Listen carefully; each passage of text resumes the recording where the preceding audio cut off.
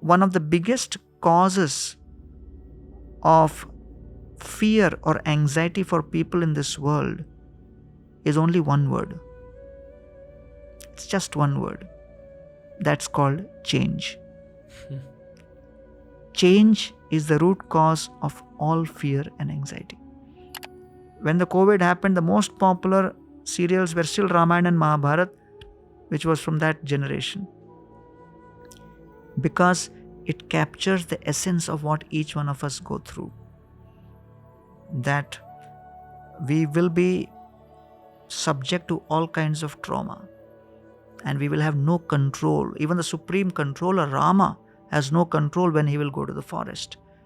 Krishna will have no control how his own family members, the Yadavas, destroy each other in a fratricidal war.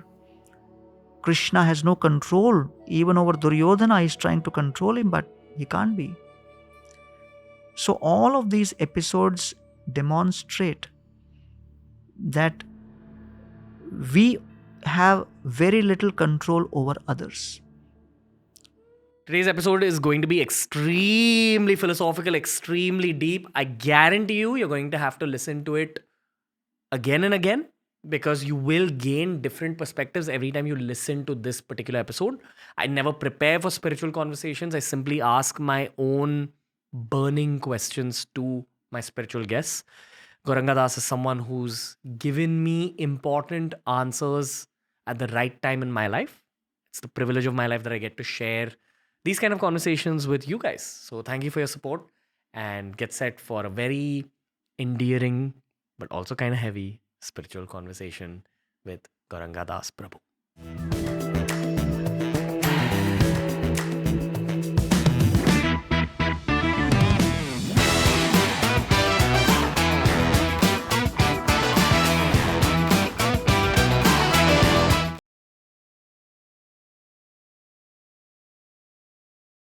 Gauranga Das Prabhu, this is such an important conversation for me. Thank you so much for inviting me.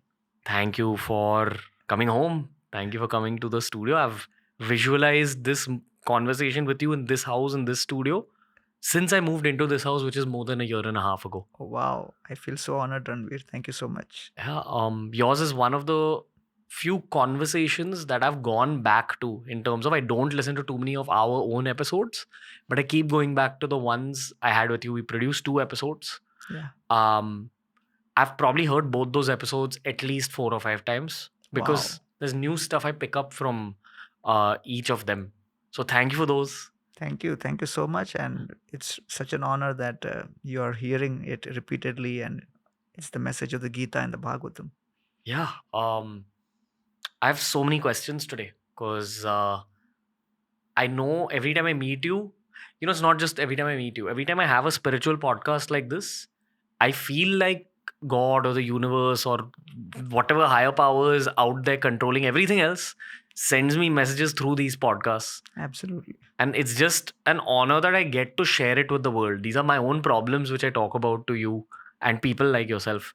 So I want to just begin by saying that life has been so rewarding but so difficult lately, for me. Like, we were just talking about how my team's working on releasing 4 podcasts every week, and we've been doing this now for like almost 2 years. Wow. So there's a part of me that started to crack on the inside, but something tells me to keep going, and something tells me that it's not going to stop anytime soon. Right. I always thought that by age 30, life would be a little easier. When I used to be in my hustling, struggling phase at 22, 23. But life gets more difficult. You just get older.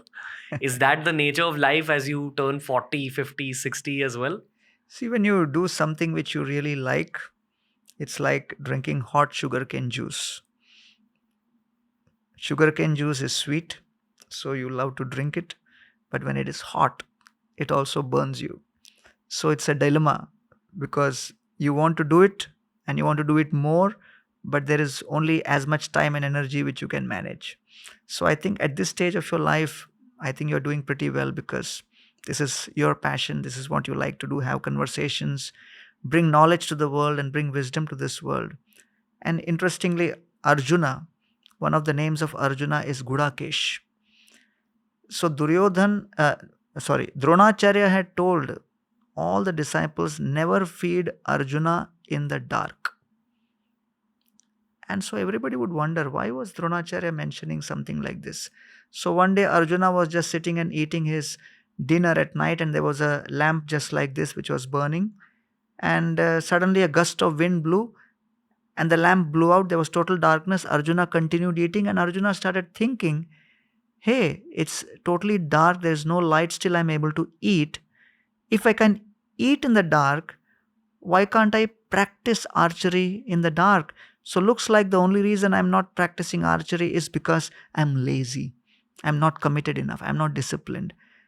That moment, Arjuna took a decision that he will practice his archery in the day and in the night. And that's what happens when you are in total love with what you're doing.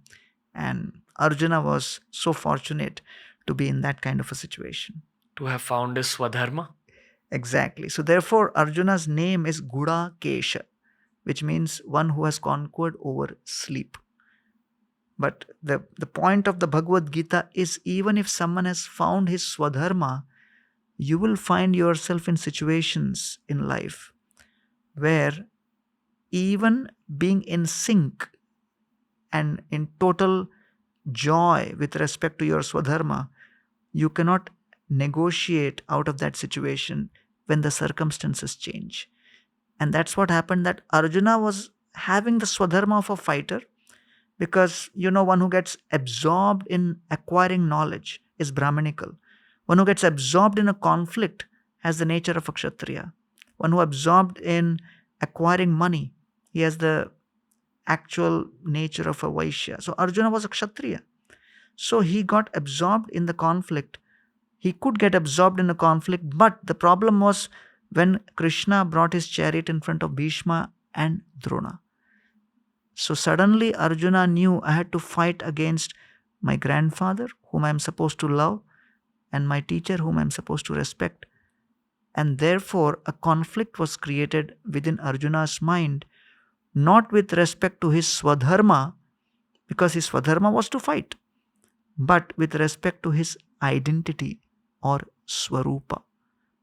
And therefore Krishna speaks the Bhagavad Gita to help Arjuna rise above Swadharma, above his Swabhava, which is nature, and bring him to the original Swarupa, that I have an identity deep within which can never change. That is the soul, the spirit. It's a loaded input at the start of the episode. I haven't asked you the simple question of what Swadharma means. I know what it means, but I'd love for you to explain it for the viewers, because it's a very important word in every human's life. Absolutely. That's a beautiful question, Ranveer. Dharma comes from the Sanskrit word dhri, which means to hold.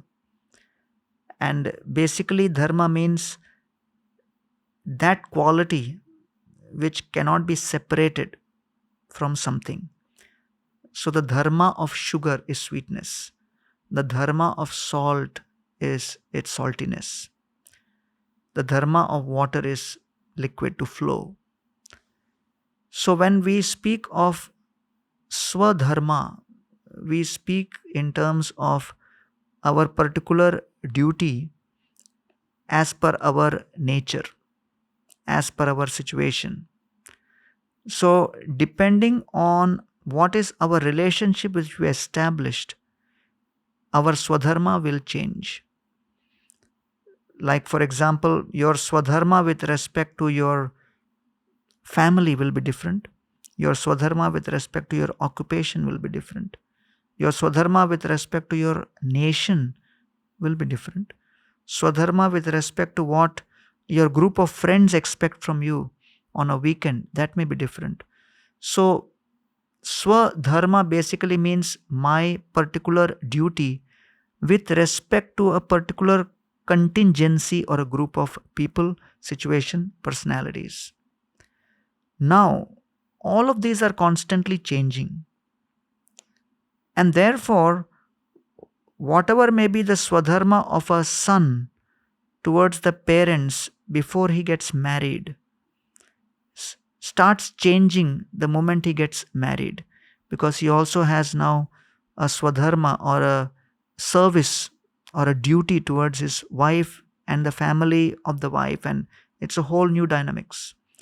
So therefore, as this situation changes, the duties also change. So one of the biggest causes of fear or anxiety for people in this world is only one word. It's just one word. That's called change. Change is the root cause of all fear and anxiety. Why? Because as situations change, our identities change. Just like Arjuna's identity changed. Am I a warrior? Yes, I'm ready to fight. Oh, am I a grandson? No, no, I want to love him. Oh, am I a student? I must respect. So, Arjuna experienced conflicting identities. So, change, which we experience in life, creates trauma because it changes our identities without our permission. It just happens in such an uncertain manner. And therefore, as the speed with which things are changing in this world have grown rapidly over the last 20 to 30 years, people are experiencing deeper mental health crisis.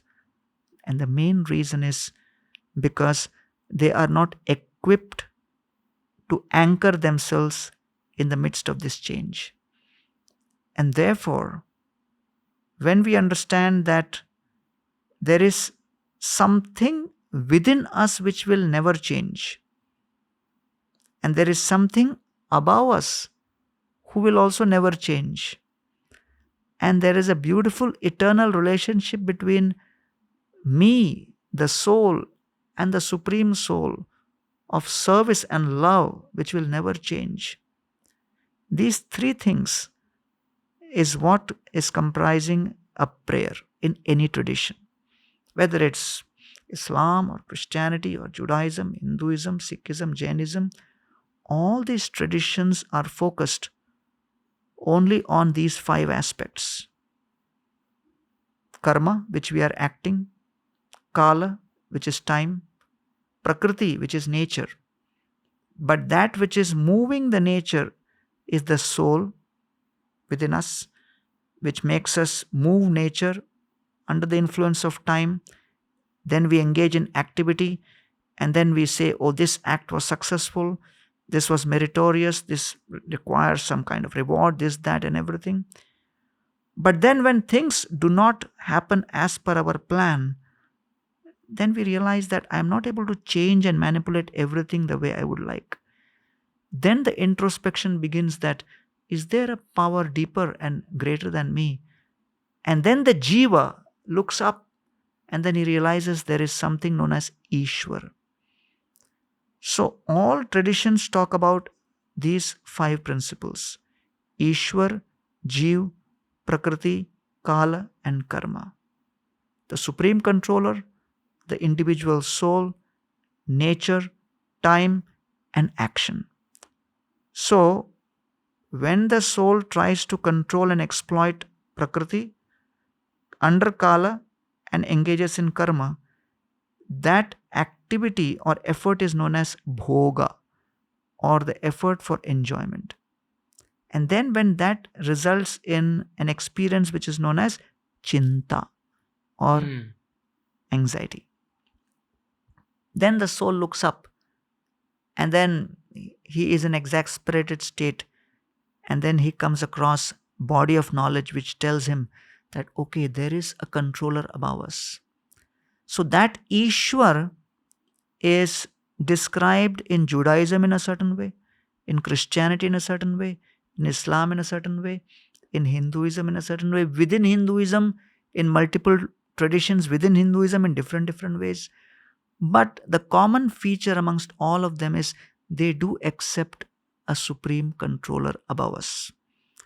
And when the soul tries to establish a relationship with Ishwar, that is known as yoga. And therefore, when we are speaking about yoga, it is changing the focus. The soul, instead of looking down on Prakriti and trying to control and exploit the Prakriti or nature through the Kala time and karma action, the soul first reflects on, oh, looks like I am not the one controlling nature. I am not the one controlling time. I am not the one who's supposed to take credit for my karma and activity, because whatever I am doing is with some borrowed energy. And then, when all the scriptures, the books in all traditions point towards an Ishwar, and then the desire to establish relationship with the Ishwar manifests, then the yoga begins.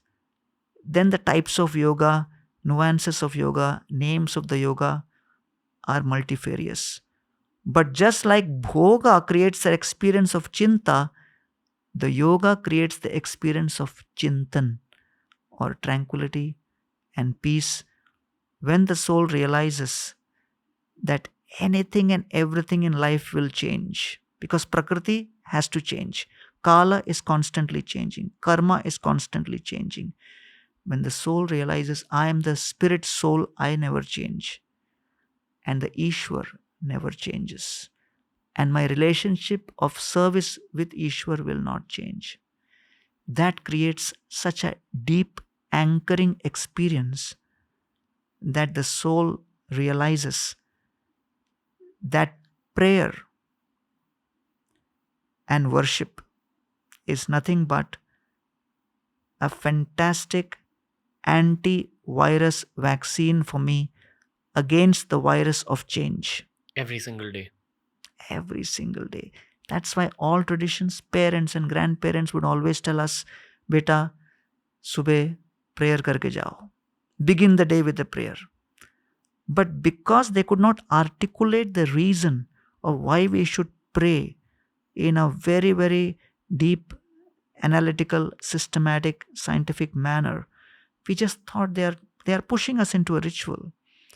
But what our ancient seekers were always sharing with us was the most scientific, powerful antivirus vaccine, immunity builder against the impact of the virus of change which all of us would experience. Yeah. So, therefore, that relationship of the soul with Ishwar, when the soul realizes that apart from all the other relationships which I have, this relationship is the primary one. This relationship is eternal. Eternal in Sanskrit is called Sanatan. So when the jiva realizes that I also have, apart from my dharma to parents, dharma to family, dharma to occupation, dharma to business, dharma to customers, dharma to clients, dharma to society, I also have a dharma towards the Ishwar, my Supreme Father. Then he establishes a relationship through prayer and service. That is known as Sanatan Dharma, because he is reviving his Sanatan eternal relationship. You've described the nature of reality here, sir. The reality that we live in, this world that our souls visit. I think this is a question a lot of children have. Because I used to have this question when I was a child: why am I sent here? And I've come to realize as I've turned 30 years old recently that it's a crude way of saying this, and this is because it's the limitations of the English language. But some way you're sent here to clean up your past karmas, to clear out your karmas, or you're sent here to suffer in some form. And there is a greater reality that awaits. If you acknowledge the greater reality and work towards it, your current reality eases out a bit. And there's this saying that no matter how difficult your present is, Yeah. your future is easier through prayer and meditation. Fantastic. That's something I've come to realize so much. Like, at least in my own experience, and so many psychologists are actually going to get a little upset with this. And I love psychology conversations as well. But again, very subjective, may not apply to everyone. It's applied to me. I might be going through my worst stages. And if I'm able to meditate every single day for a week through that worst stage, I come out of that 1 week suddenly into a better stage of existence. Maybe I'm just calmer, maybe I'm just less anxious, maybe I'm just more positivized, but it works. So I'm also trying to get to the depth of these things as I grow older. But in order to truly get to the depths, I have to learn from people like you. And the last time we spoke about the Garud Puran, we spoke about the Srimad Bhagavatam, the Bhagavad Absolutely. Gita. We didn't speak about you. Um, I heard Jai's podcast with you a while ago, where you spoke about a very intense road accident you were in Yeah. when you were younger. And that was the turning point for you. For this one brief moment in the podcast, I'm not going to talk to the monk in you, but I'm Yeah. just going to talk to the boy. Sure. What happened before that accident and during that accident? If you could explain it in detail. Of course, I want to know what happened after, Sure. but I felt like this is something that should be on the Indian Yeah. internet even more. Thank you so much, Ranveer, for asking that question. And it's true that it was a very, very important moment, because what happened before was, as I said before, I've always been searching for answer to death in my life when I was growing up. And, as I see three types of people, there is the life coaches, there is the business coaches, and there is a monk. And I would always wonder what's the difference between these three. Then I figured out that business coach help you make money, become more efficient. Life coach helps you balance whatever problems you may be going through after you make that money. But then both of them help you and guide you only till death. So you have financial planning, family planning, property planning, investment planning, relationship planning, this planning, that planning. But all of these plannings are only till death. So I always was intrigued by the fact that can we also plan a journey beyond death? And that was something at the back of my mind, in my subconscious. And I would ask a few people, and many people would tell me, hey, come on, let's talk something practical here and now. So I just got connected to the Bhagavad Gita and the devotees. And then what really attracted me and fascinated me to the Gita was that for the first time I could see that the Gita is explaining that death is not a problem in itself, but death is the opening of a doorway to the next destination which you can plan. I was in a tourism conference, and then representing the Govardhan Eco Village, and someone came up to me and said, hey, you're a monk, what are you doing in a tourism conference? I said, hey, you don't know? Tourism and spirituality is the same. Spirituality is a kind of tourism. He said, what? I never thought about it. I said, yes. Tourism means planning where you will take your body and your family during the vacation from point A to point B. And spirituality is to plan how and where to take the soul after death to a different destination. So the Gita reveals that the soul is going through a journey in millions of lifetimes. And Krishna says in Bhagavad Gita, Dehinosmin yatha dehe, kaumaram yauvanam jara. In this body itself, the child body is dying, the youth body is being born, the youth body is dying, the old body is being born. So the birth and death is continuously happening in this, but still I am identifying as I am not changing. You say I am the same Ranveer, but body has changed. So therefore, the Gita identifies the soul as eternal and death as the crossroads. And depending on certain kind of psychophysical condition at the moment of death, your next destination is decided. So this really opened my eyes, and I started practicing the process, started chanting and all that stuff. And then, it was after a program. we did with a group of people, and we were driving, and the person who was driving me was a pretty competent driver, and he was going a little fast. He loved fast driving, and I was sitting right next to him, and this was on the Eastern Express Highway in Mumbai. When was this, sir? This was in November 14th, 1993. So as we were driving, we were in the lane which is right next to the divider, and we were going at high speed. Then there was a truck which was moving on the left side slowly ahead of us. But typically in India, when drivers sometimes see a gap between dividers, they suddenly feel, oh, this is the place to take a U turn. So, this driver was going, and suddenly he saw a gap in the divider, and without giving a warning, he just turned. And we were going at high speed. So, that moment when the truck turned to the right, and I was sitting in the Maruti van, which does not even have a bonnet. So I say it's designed to take you to the spiritual world. So I was sitting right in front, and then it was like in next 5 to 7 seconds we were going to hit, because there was no way you could put the brakes. It would not have worked. Anyway, the person who was driving me did his best, slammed on the brakes, but in spite of the best efforts, as we were moving towards that truck, I could see myself inching towards death. It was like direct vision.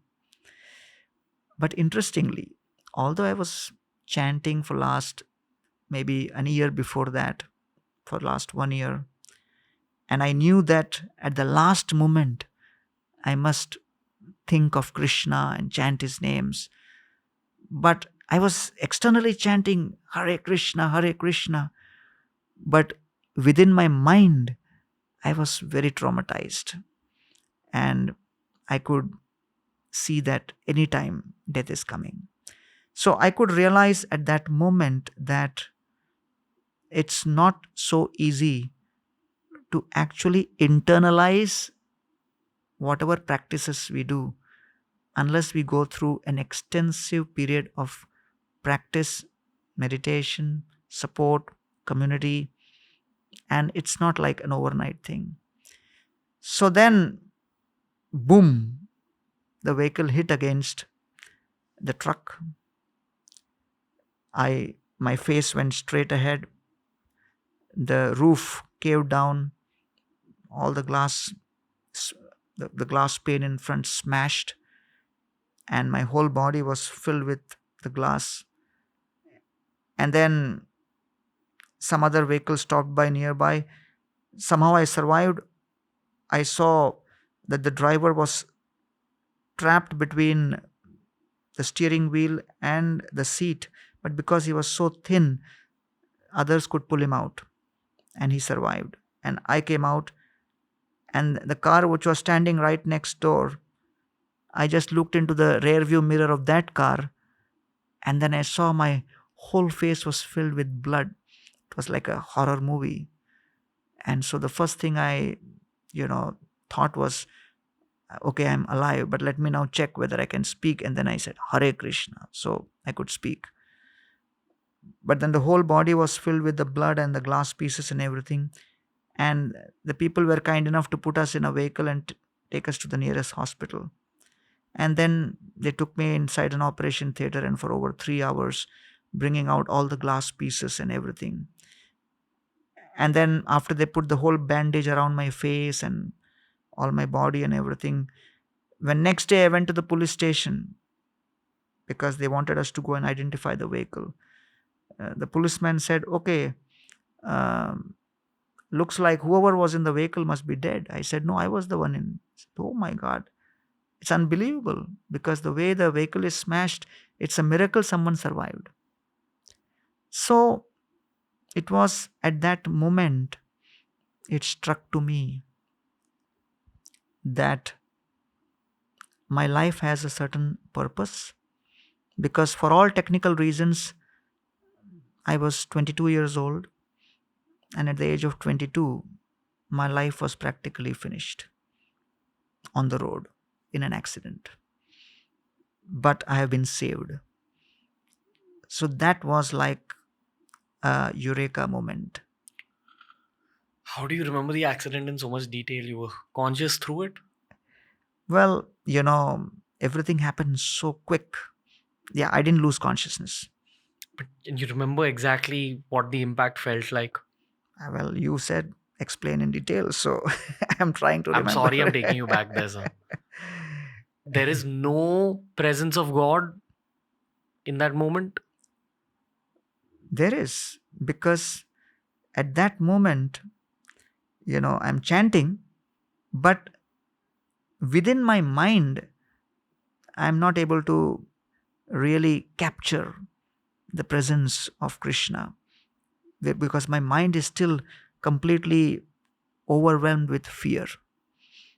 So, therefore, one is hearing, one is speaking, but the other is fully realizing.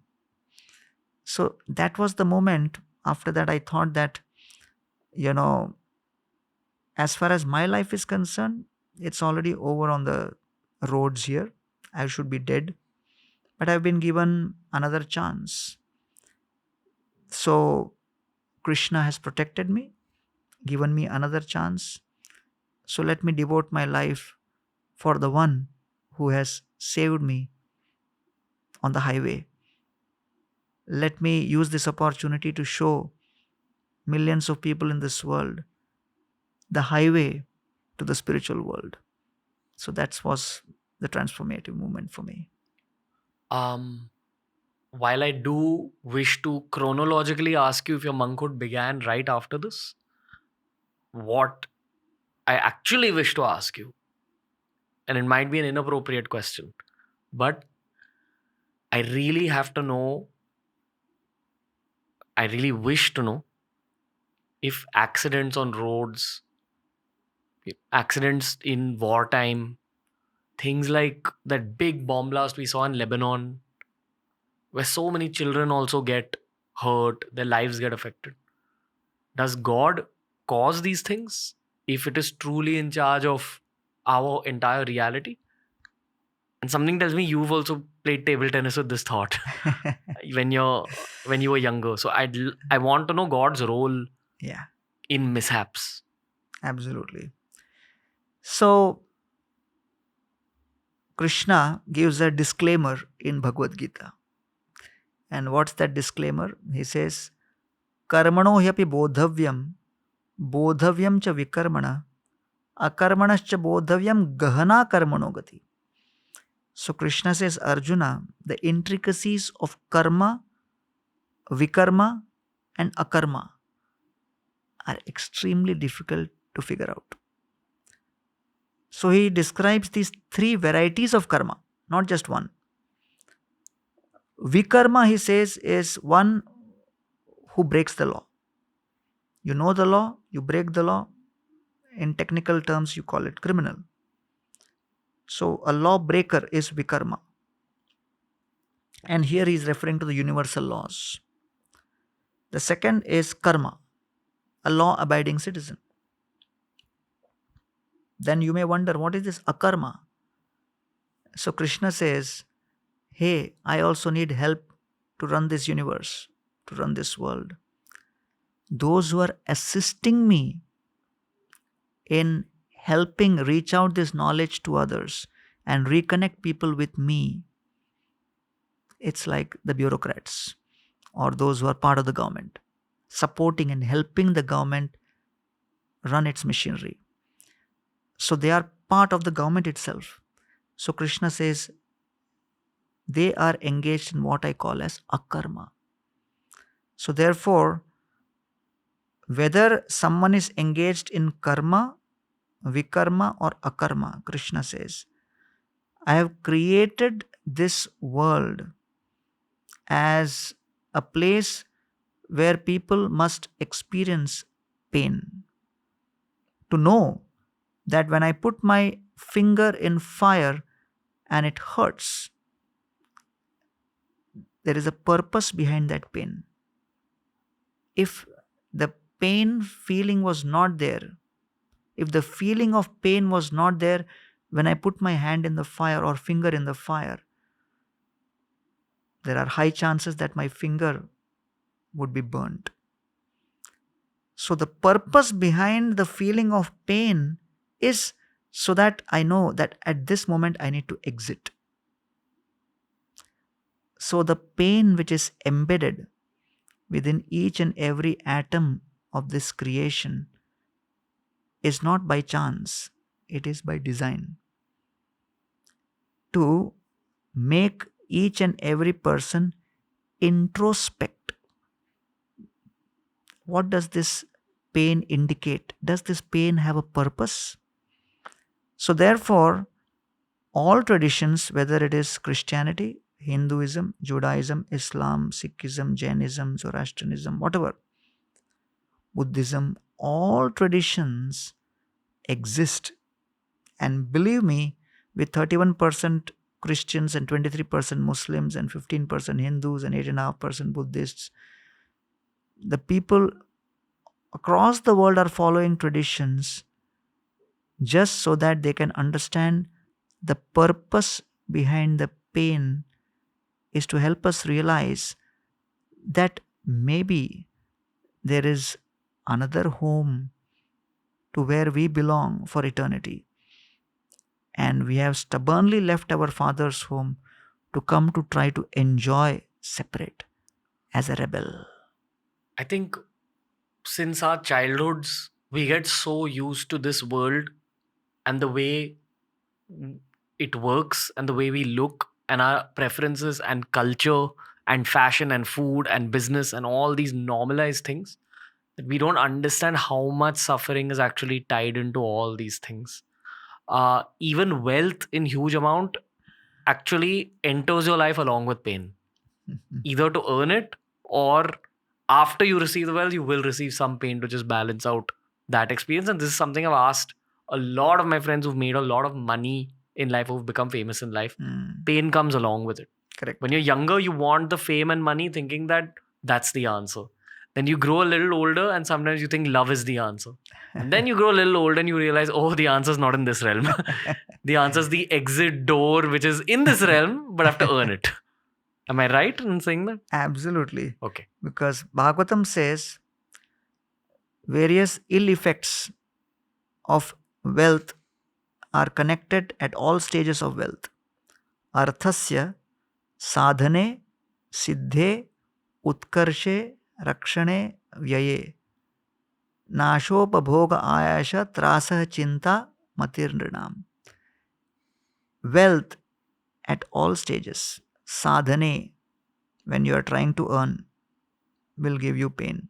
Siddhe, once you have earned. Utkarshe, while trying to grow the wealth. Rakshane, while trying to protect the wealth. Vyaye, while trying to spend the wealth, because even after spending, you're not sure whether I made the right choice. So he says, Trasah chinta matir. It always is a source of anxiety. So you are absolutely right. Pain is embedded, but there is a purpose behind the pain. And that's where we come in. Help people understand that, okay, business coach will help you in life. Life coach will help you in life. And believe me, there are millions of brilliant people who can help you in your journey to become successful, famous, wealthy. We are not in that business. Our business begins when someone starts contemplating that I need to plan my journey beyond death. That's where the original and actual and the real business of all spiritual traditions begin, if you understand it in their authentic interpretation. Are you a part of Akarma? Of course you are. Trying to be signed up for, Yeah, I hear you.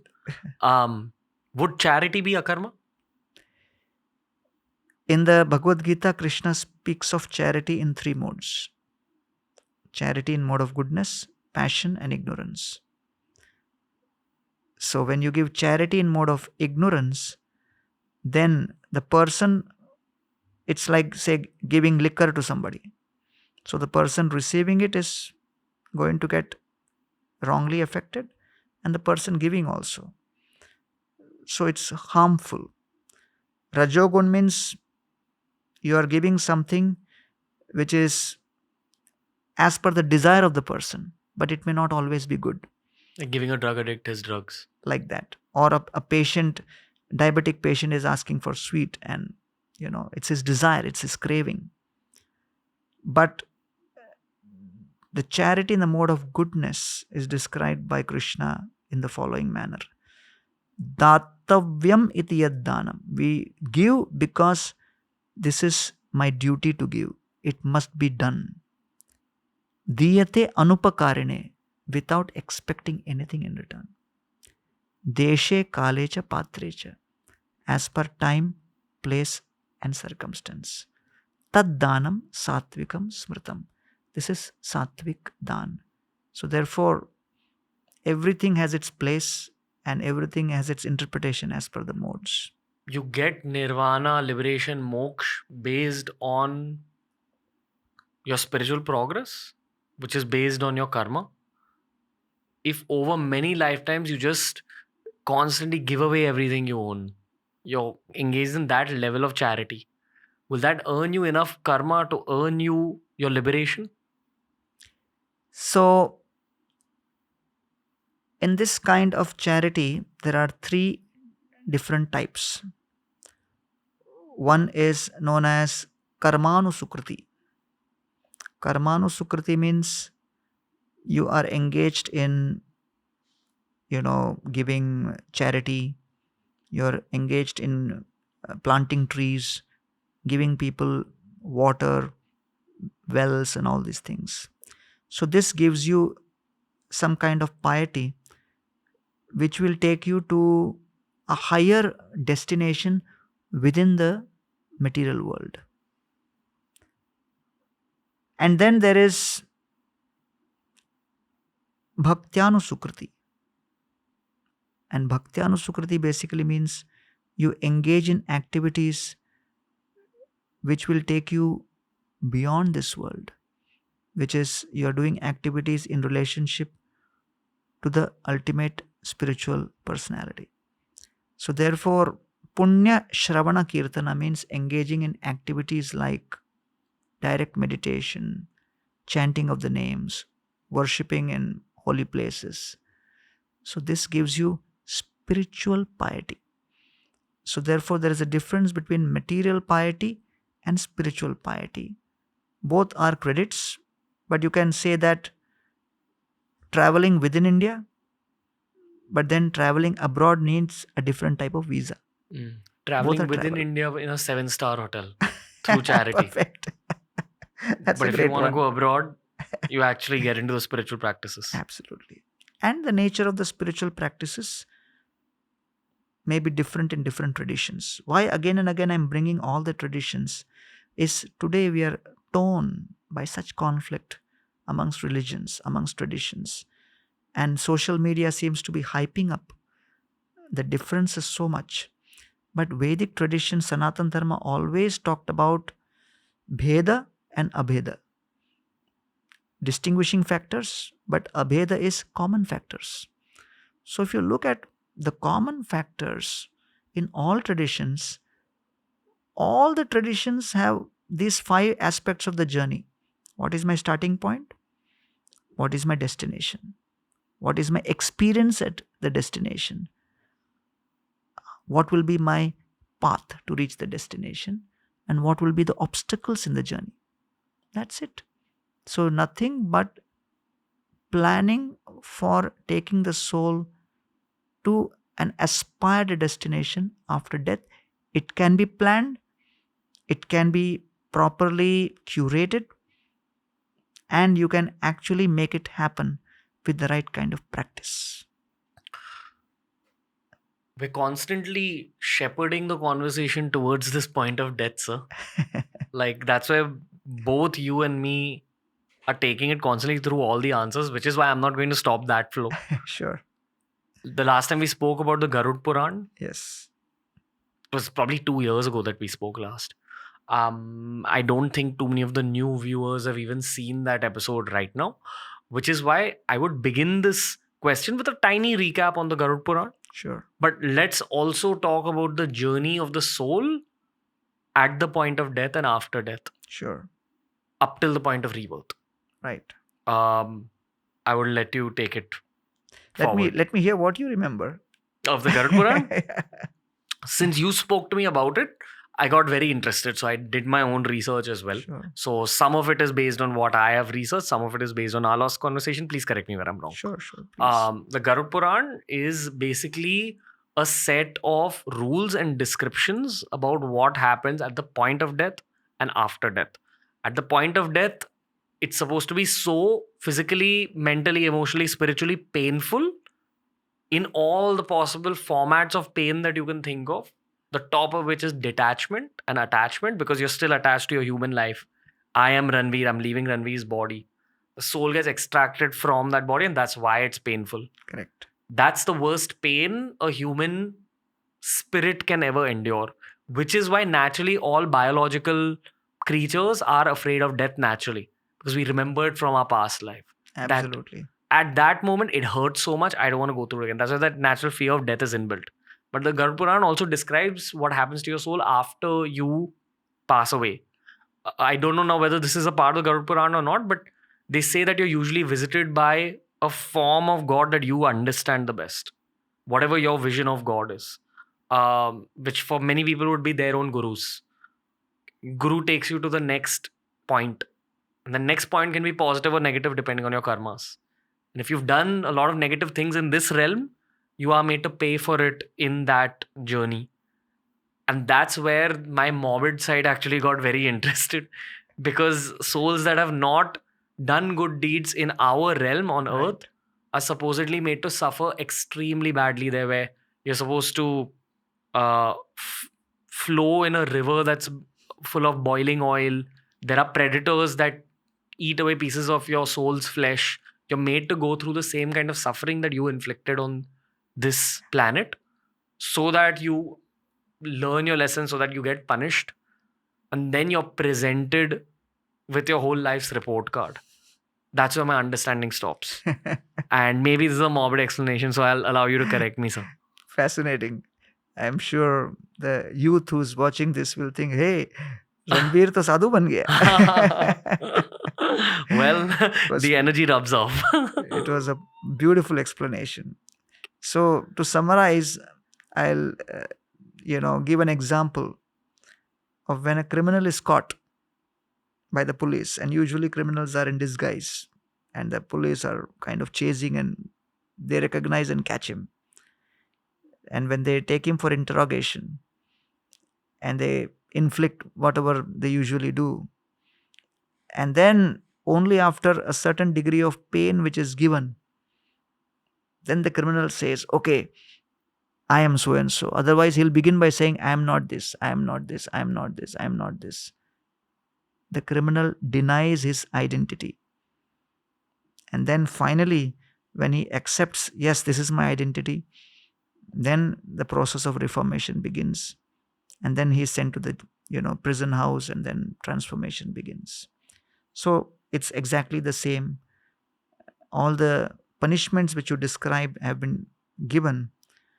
And in this planetary system, 14 planetary system, below are the various, below the Patal Loka are the various Narakas, or the hellish planets. And You'll that's have to described. give tiny context on this 14 planetary system thing. I remembered from our episode, but just for the viewers. So basically, the Srimad Bhagavatam, or the Bhagavad Puran, gives a complete different context of what's the geography of the space we are living in.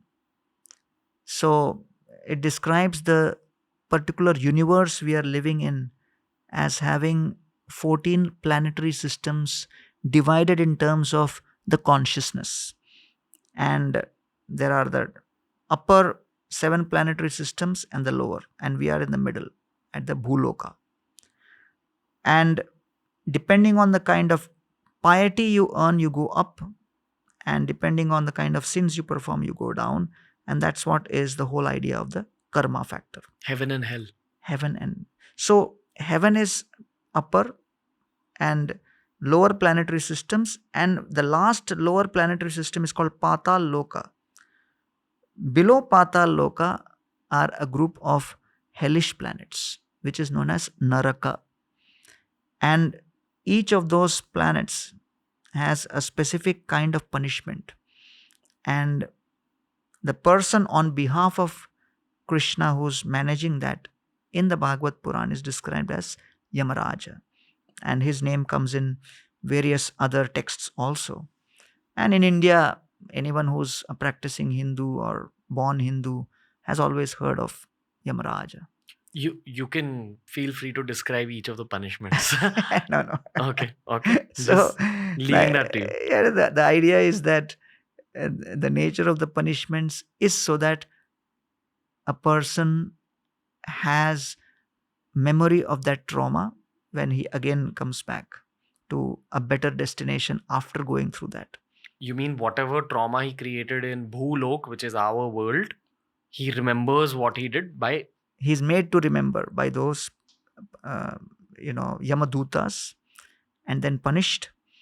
And then he is given a particular new opportunity after that, depending on his karmic balance. When we're talking about these punishments, they're based on, I don't want to say negative karma, but whatever. Negative karma. Yeah. They are based on things you've done wrong. Exactly. How wrong is wrong enough to go to those planets? In terms of all of us have lied at some point in our life. All of us have hurt someone knowingly or unknowingly. All of us have been late. That's also a way of hurting someone, disrespect.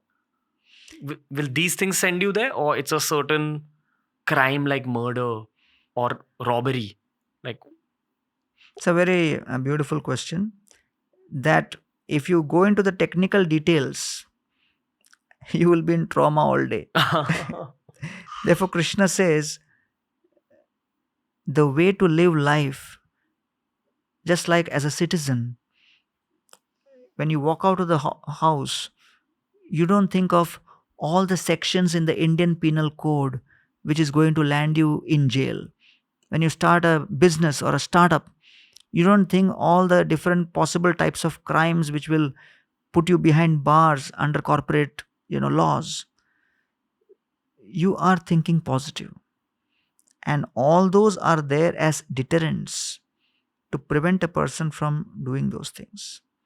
So therefore, there is a concept in Vedic literatures known as Pancha Yagya, which basically says that we commit various kinds of crime as soon as we are living in a space, because you're burning your fire, you're pouring water, storing water, you're cleaning the house, you are breathing.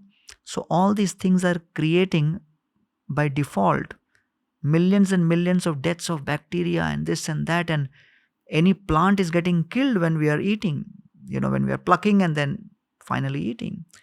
So therefore, ahastani sahastanam apadani chatushpadam phalguni tatra mahatam jivo jivasya jivanam.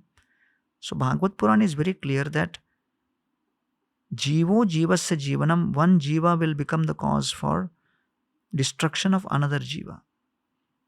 But let us follow the protocols of freedom within boundaries. So the important principle or the underlining statement is freedom within boundaries. Understand what is my quota and live within that.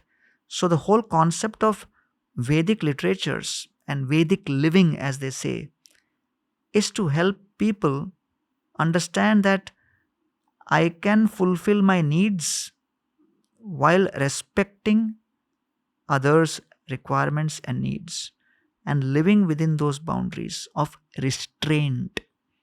So therefore people say restraint. oh, restraint is not good.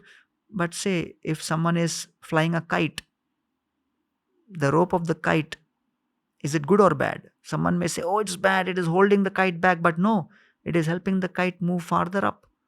But you say, oh, if you cut the rope, it can go much further. If you cut, after some time, the kite will come down.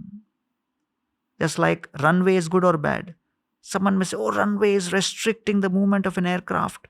The Boeing an Airbus can fly much, can go anywhere in the grass around.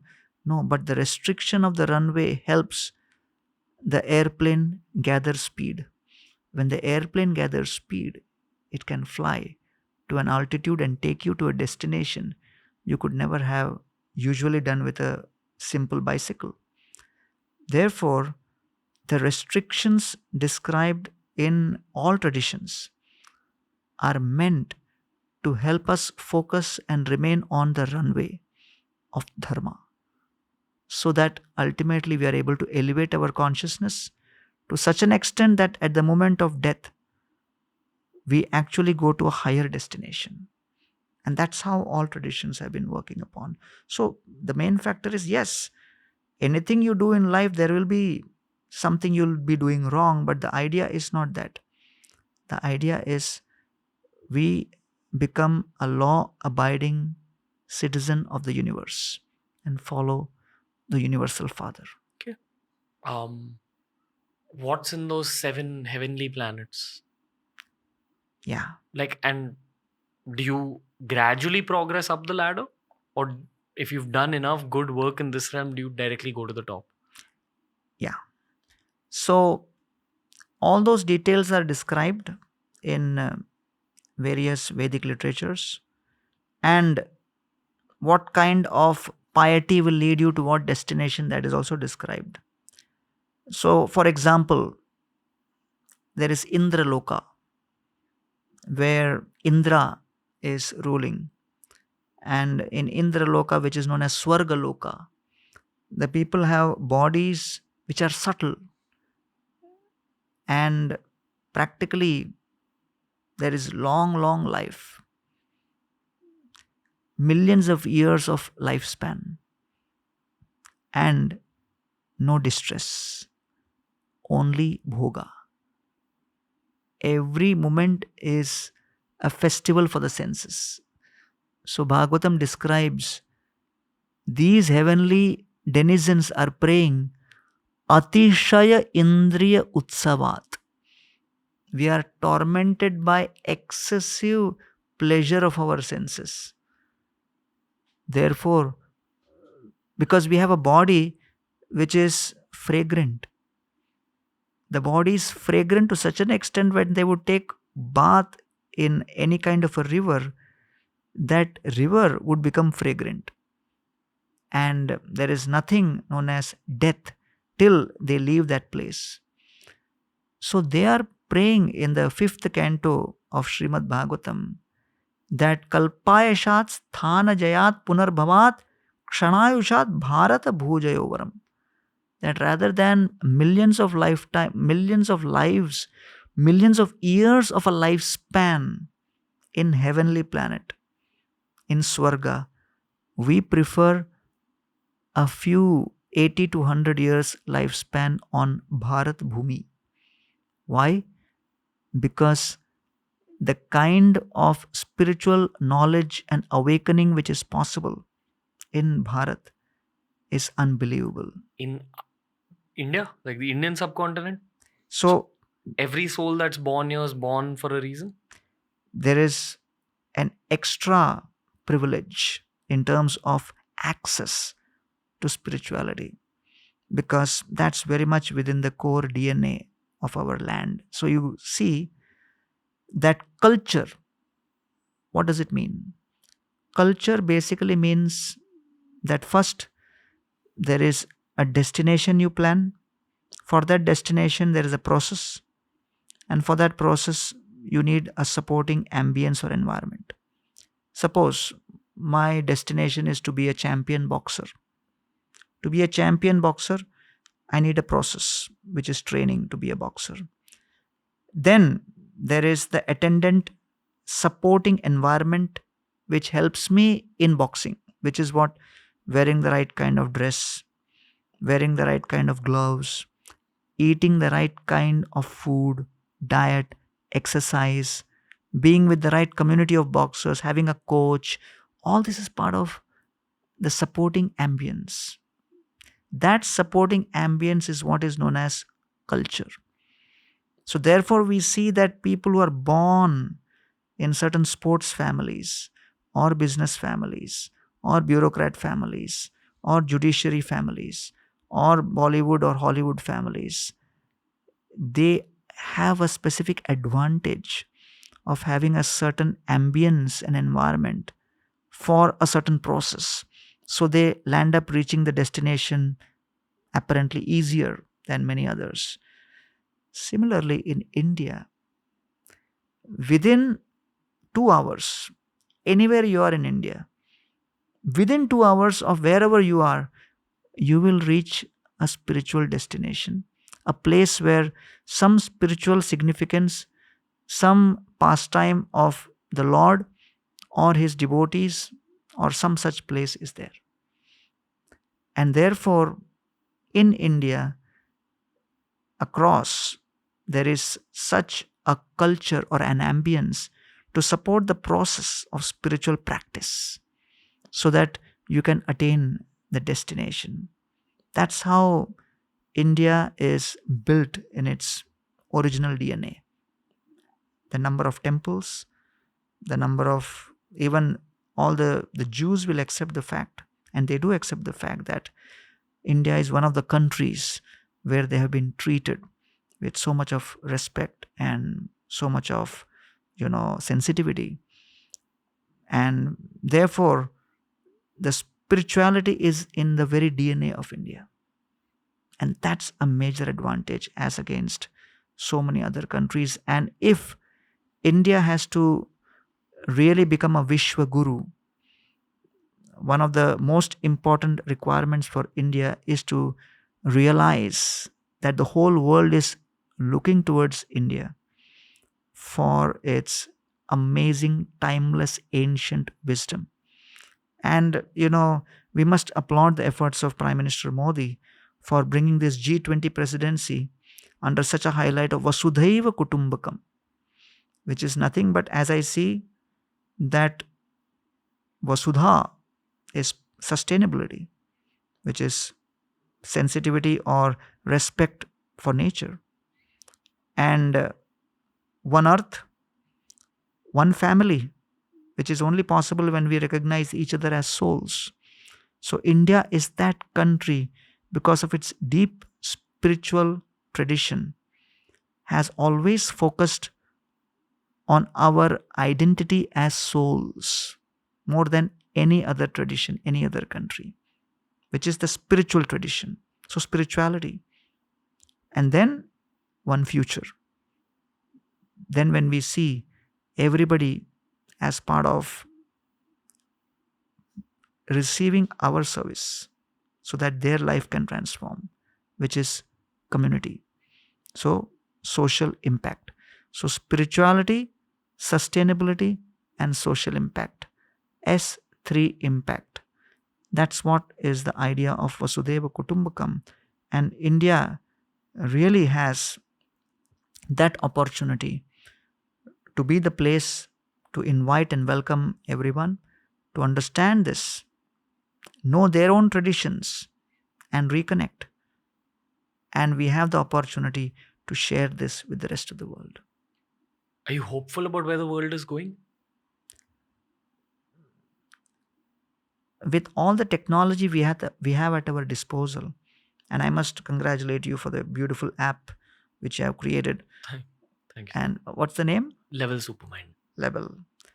Because I think that is something which the world needs.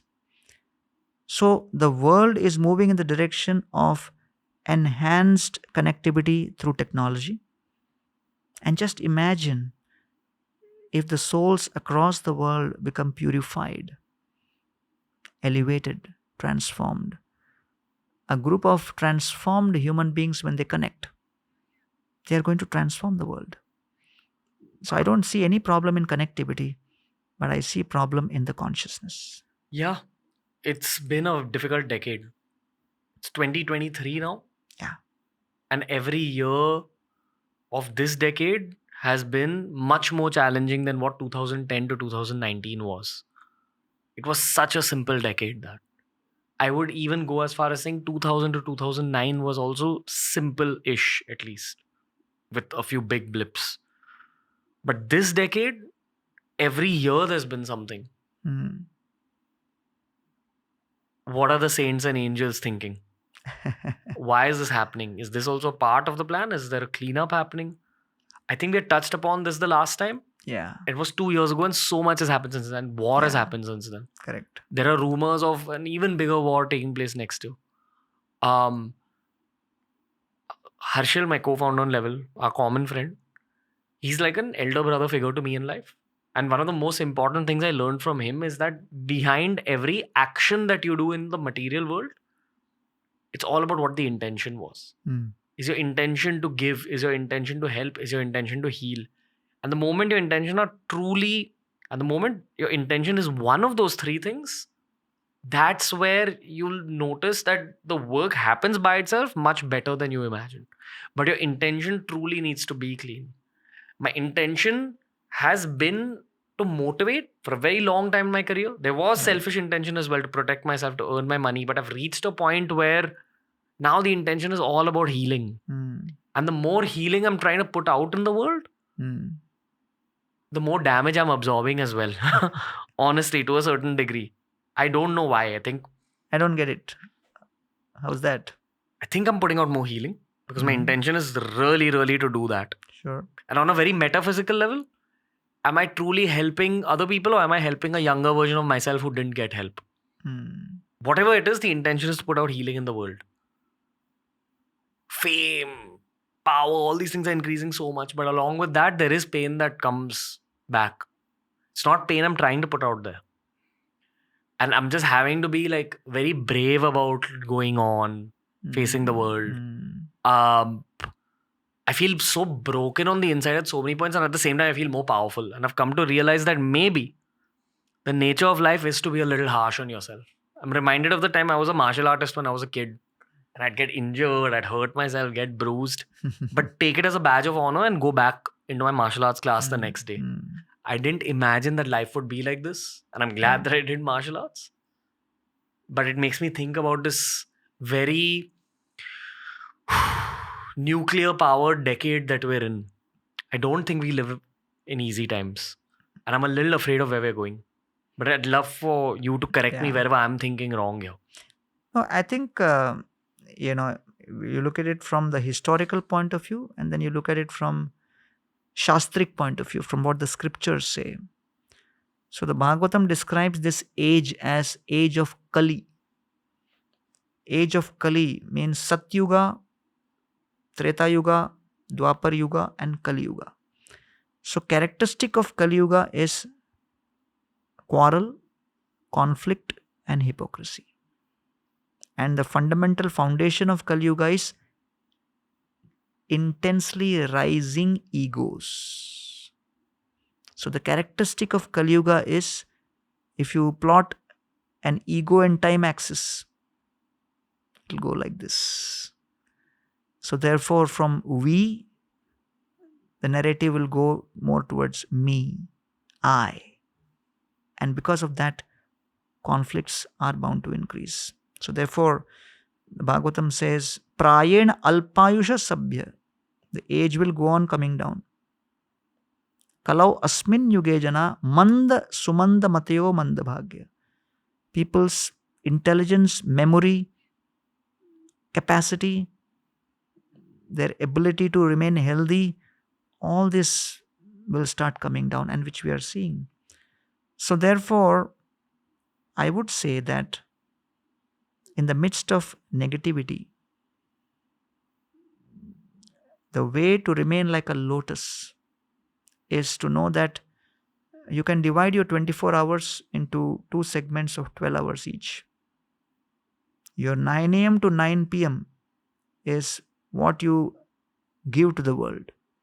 You are giving, giving, giving. Everybody. whether it's a businessman or a housewife or working, this, that. But there is a 8 or 9 p.m. to 9 a.m. which we have for ourselves. So the problem is not in giving, but the problem is, although we are giving, when we are in our own space, we are not doing anything to build our immunity. And that's what all the traditions are speaking about as healing, prayer, introspection, intentional contemplation, making an audit on what did I do, what is my intention, which way I am going. And therefore, the scripture, study of the scripture on a regular basis acts as a mirror or darpan for your consciousness. Why? In spite of technology having so advanced in terms of filmmaking and serial making, when the COVID happened, the most popular serials were still Ramayana and Mahabharata, which was from that generation, because it captures the essence of what each one of us go through. That we will be subject to all kinds of trauma and we will have no control. Even the supreme controller, Rama, has no control when he will go to the forest. Krishna will have no control how his own family members, the Yadavas, destroy each other in a fratricidal war. Krishna has no control. Even over Duryodhana, he is trying to control him, but he can't be. So all of these episodes demonstrate that we have very little control over others. We have very little control over people. We have very little control over places. We have very little control over the planet. But we only have total control with what I decide to do now, at this moment. So therefore, the whole idea is, if we can spare some quality time every day, trying to capture a few moments where we are engaged in prayer and go through past lives, stories of people who have gone through that trauma. So what reading and studying Ramayana, Mahabharata, Bhagavatam and all this does is, you realize that the problem I am going through is not unique.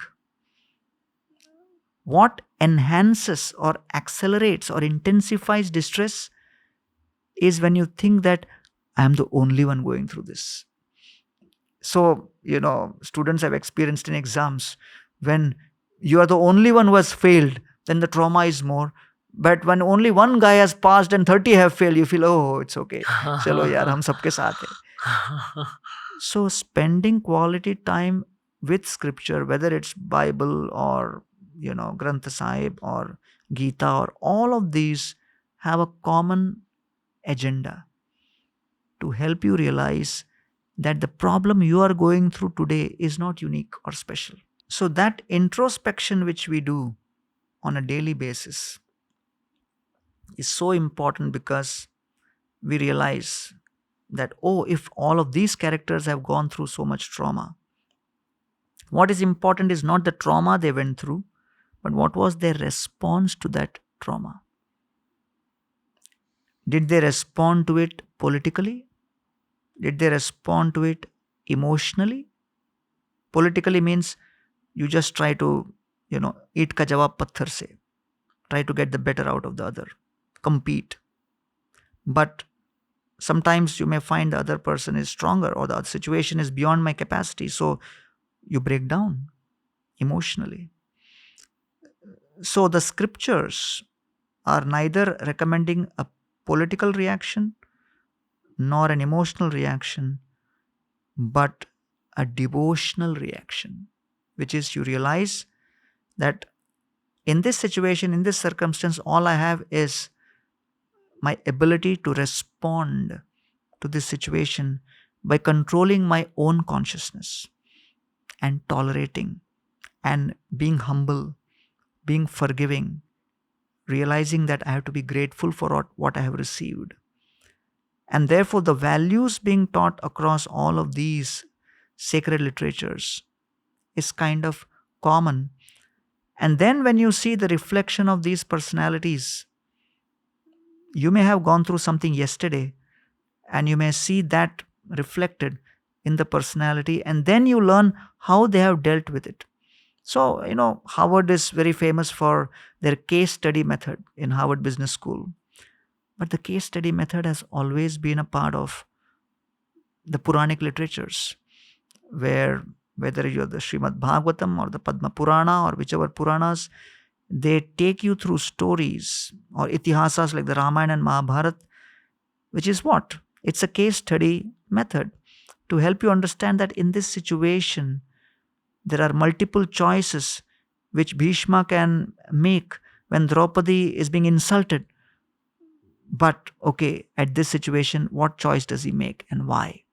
So, therefore, we are able to see the reflection of our trauma and our fears and our insecurities through them. Therefore, two things I feel is very important for families: come together and pray and express gratitude, and then come and study and read aloud together the various traditional scriptures and ancient wisdom, and so that we are able to then reflect as a family and learn from them, cope with the current reality of trauma or difficulty or challenge, but with optimism, move forward. Effectively, I mean, while I've gained a lot of things from that answer, it's about what you choose to do in your me time and your family time. Absolutely. That's your only controllable. Because after a point in life, what you do for the world is also pre-decided by what you have done in your past, in your dharma, in your karma. That decides your present. But today you only get to decide, hey, what do I do in my free time? Absolutely. And if I can turn my pack, my family towards that free time, nothing like it.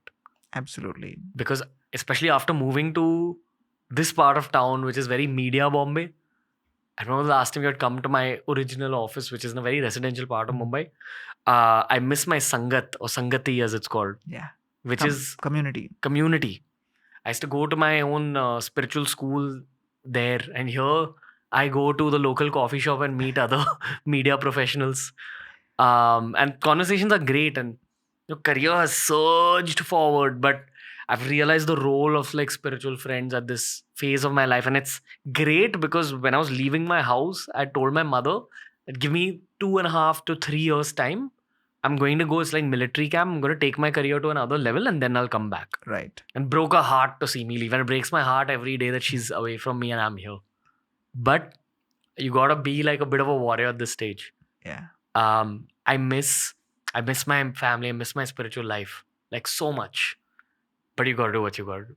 So I hope I'm doing the right thing. I think I am.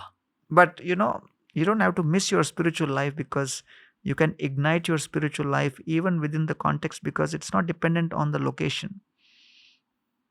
The only zen you carry to the top of mountains is the zen you take there. So, in your free time, all you need to do is connect, because no matter wherever you travel in the world, you are able to connect with your friends through your cell phone. Yeah. So, therefore, all traditions have some kind of a rosary, beads, by which wherever they are, irrespective of location, they connect. So, I mean, I must, really appreciate the work which you're doing, trying to bring positivity in this world, and especially trying to create hope in the hearts of youth, because I would say that the most important currency which is required to distribute today is that hope, and you're giving that. I hope so, sir. I think the world needs healing, especially people my age. So much damage. So, like people younger, maybe even more damage, and not because of their own choices, because of the world that they were born into. You know, Mhm. with technology and social media. You call it hope. Maybe for me, the word that's in my head is healing a little bit. That's what the world needs. Um, There is this question that I've been wanting to ask you in this podcast for a while, so I'm just going to shamelessly ask you now. Do you think your soul chose that moment of the accident and your monkhood before coming down? Are you given a bit of a trailer of your life before you come back down? I think the super soul chose that, because Krishna says that prakrite kriyamanani gune karmani sarvasha ahankara vimudhatma kartaham iti manyate. That everything which is orchestrated in nature, there are three parts. One is the soul who chooses. Then there is a super soul who sees the entire gamut of karma which a person has done. And then the super soul sanctions to nature and allows. Is the super soul God? Super soul is Paramatma within the heart, is there all through. So God has various manifestations. So Paramatma is the super soul manifestation as per the Bhagavad and the Gita tradition. Krishna says Upadrishta, Anumanta, Bharta, Bhokta, Maheshwara, as one who's constantly witnessing, waiting for the prodigal son to return, but facilitating whatever way it is required. So I think, just like I give an example of a computer, if you're sitting and there is a computer screen and there is a printer, I can't scream at the screen and say, print me 4 copies. No, you have to type in the command. So the printer gets communication from me via the CPU of the computer. Similarly, nature is there, and I am thinking, okay, at this moment, let me lift my hand. Let me lift my hand. So the soul, the jiva, is a doer. I am the doer in desiring.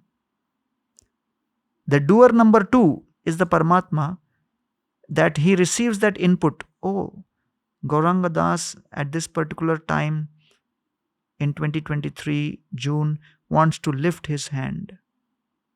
Does he have the karma and the balance to be able to do that activity? In a fraction of a millionth second, the super soul goes through all the record and sees, okay, yes. And then the doer number 2, Paramatma, gives sanction to the doer 3, which is the Prakriti, which is the nature. So the command is given to the body cells and everything, and then I'm able to lift. So that's the metaphysical understanding of why at certain point, certain people, they may desire to lift their hand. Desire is still as strong as it was in the youth, but you're not able to lift the hand. If I am the only doer, then why I'm not able to do that? So therefore, the metaphysics of Gita brings into picture 3 doers. The soul as the desiring doer, the Ishvara as the facilitating or the permitting doer, sanctioning doer, and the Prakriti or nature as the one who executes what has been sanctioned. So these are the 3. I once had a conversation with someone who follows Shamanism, which is a spiritual school of thought from South America. And they believe that you're given options when you come back down, that, hey, this is how much karma you've accumulated in your last birth. So either you'll get to be a billionaire, a top athlete, or a monk. Which one do you choose? And then it's up to you in terms of which one you get to choose. Do you think there's any parallel in Sanatan Dharma? Do you think that's true? For me, I would like to believe that's true because my human mind understands free will and options. Correct. You have a choice at all points. So why shouldn't you have some sort of a say or choice at that stage? Especially if you've been a good person and you've been spiritualized in your life. Maybe you do have an option when you're up there in the heavens. Yes, Krishna explains in the Gita, Urdhvam gachanti sattvastha, madhye tishtanti rajasa, adho gachanti tamasa. That urdhvam gachanti, those who are sattva, they go top. They are elevated. their consciousness rises. Madhye tishtanti rajasa. That those who are in Rajogun, they stay in the middle. Jaganya guna vrittasta, one who perform sinful and abominable activities. Adho gachanti tamasa, they go down. So therefore, depending on the kind of choices we make, our destinations manifest. So people think Gita is a book of commandments. Gita is a book of choices. And we only have the choice over this moment. And therefore, Krishna is telling Arjuna, choose your contemplation. And what is contemplation? Contemplation is conquest over internal conflict. When one is internally conflicted between multiple identities and ideas and thoughts and this and that, there is a process by which you can conquer over it. That conquest over internal conflict is what is known as contemplation. And therefore, in Sanatana Dharma tradition, it is called the yoga. And that's what, at the dramatic space of a battlefield, where 640 million soldiers arrayed between both the sides are standing with all their weapons. And these are like, fully trained, experienced fighters. They are professional fighters and they have come with the intention to fight. Krishna suddenly orchestrates a pause for 1 hour. And in that 1 hour, the warriors are there, the war field is there, the war weapons are there, but the warrior seems to have lost his will for the war. And so Krishna brings the Bhagavad Gita as the literature which helps you first win your internal conflict before you can actually be victorious in the external conflict. And today's society is so obsessed with winning the external conflict that society is experiencing 300 million people experiencing depression and anxiety syndrome. So I think the young generation must be inspired by someone like you, who could be bringing any topic on this conversation, on this podcast.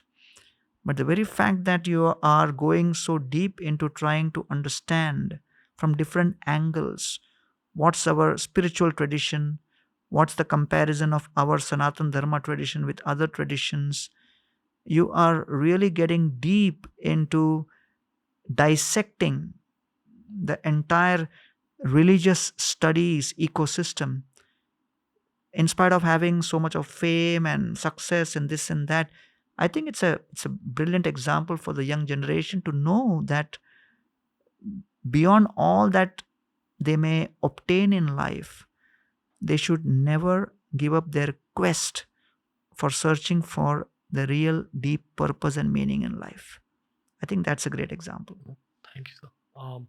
Circumstantial heavily, because of all the people I met through the show and all the people I met before the show even began. And I realized that the kind of conversations I was having there need to be released for the world, need to be shot and shared with the world. Correct.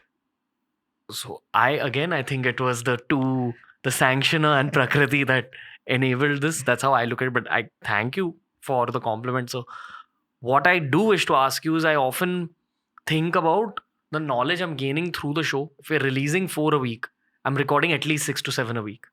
And I retain a lot of it. Like, at least the important points, I retain all of it. So I can feel my knowledge increasing. I can feel my personality changing. I would like to believe that I can feel smaller and smaller with every conversation, because I realize how much I don't know. Right. But then I think of my point of death, and I think that I may not even take all this with me. All I'll take is the spiritual progress. Does knowledge flow with you after your life as well? Or do you leave the knowledge behind as YouTube videos? That's a brilliant question. Krishna says to Arjuna, Neha Vikram नाशोस्ति प्रत्यवायो न विद्यते स्वल्पम अपि अस्य धर्मस्य त्रायते महतो भयात्. So Arjuna is in paranoia that, oh, I'm going to kill Bhishma, Drona, and what will happen and all that. So Krishna says, Are Baba, I am telling you to fight. It's your main dharma right now. And then Krishna says that if you have to invest in something which will continue beyond time. Whatever investment I make in the body, all the food I have eaten all through the entire life, all the cosmetics which one may put, all the medicines one may take, all of that till death is fine. But beyond death, we have to leave it behind. Therefore, what travels with us, Krishna says, na iha abhikrama nasha asti.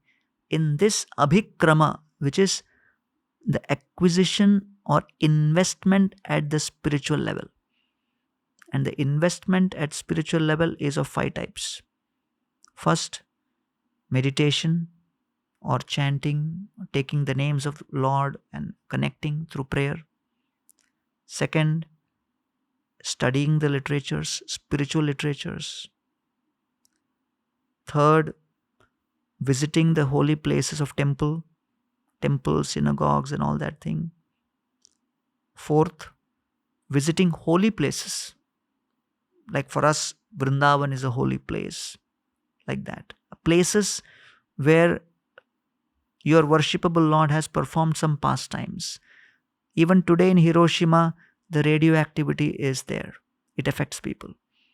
So wherever spiritual activities have happened, the ground radiates with that spiritual vibration, which makes that spiritual practice anukul, easier. And the fifth is that you connect with others who are like-minded and serve with them and discuss with them to enhance your particular kind of faith. So with this, when you do this on a regular basis, that remains forever. It goes with you. And that's why the story of Ajamil in the 6th canto Bhagavatam comes, where Ajamil is a very, very pious person with a wife and knows all the Vedas and everything.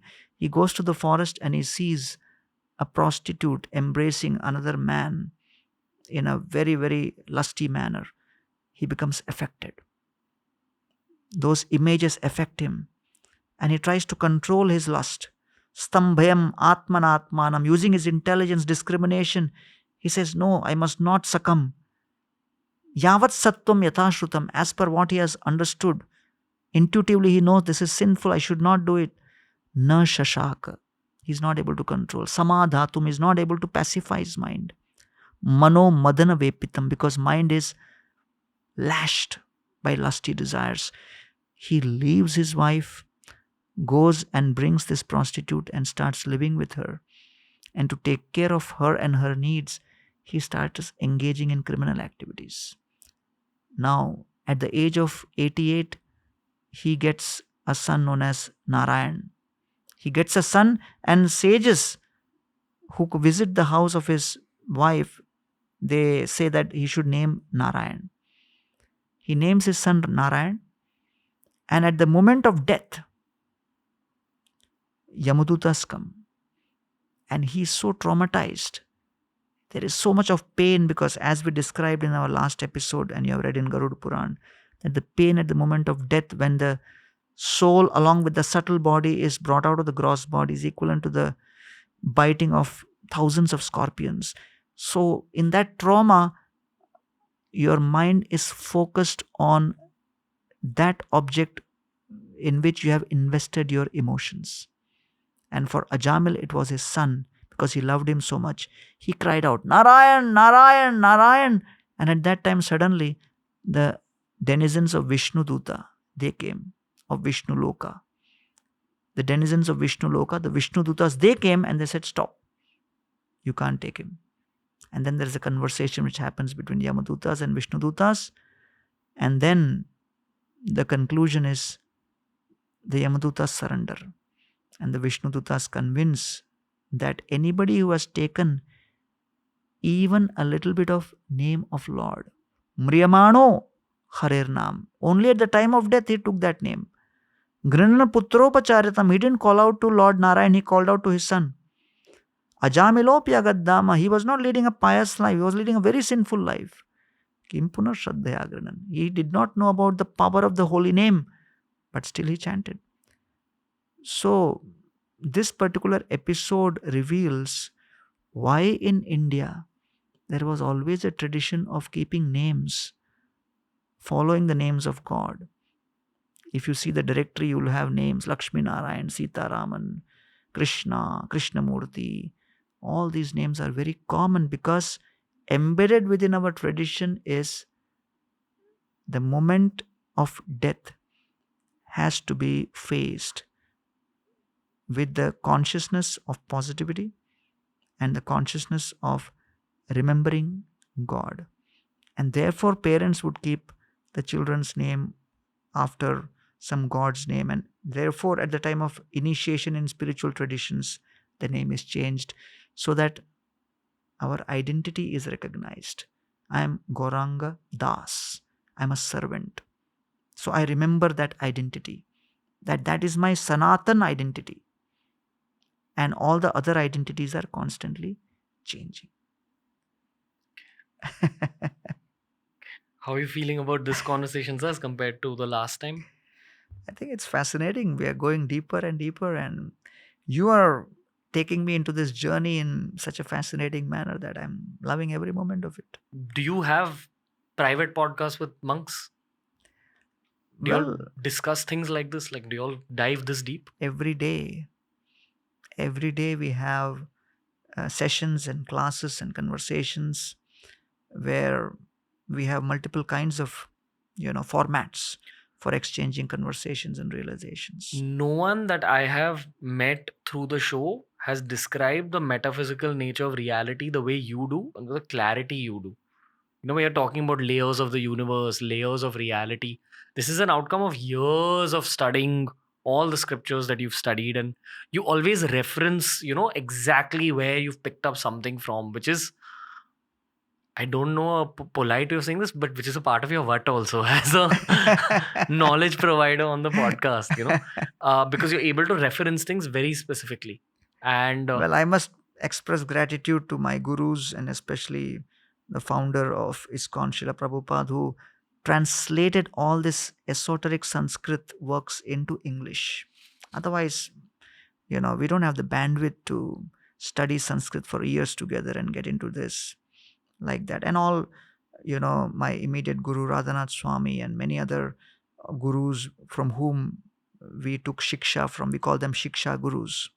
So, there's a verse in Bhagavatam which says, if you ever try to think that you can repay the debt towards the gurus from whom you have gained the spiritual knowledge, so you are like a joker. It is not possible, because what has been revealed, just like a person with a cataract or blindness who has never seen from birth, but somehow a surgeon comes who's able to crack what's wrong with his eyes and gives eyesight. How can that person repay in any financial terms or in any other terms? It's that kind of a feeling. is there a subject, a topic, a question in your mind now, so many years in, 1993 roughly? Yeah.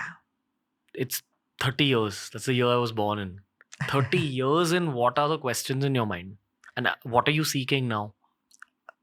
My biggest question in my mind is, how can we transform our education system in India and allow the 27 crore students in the schooling system, in the thousands of schools, and the 3 crore people in our college system, the access to the spirituality and their original tradition, so that they can have their own Bharatiya Vedic understanding and identity.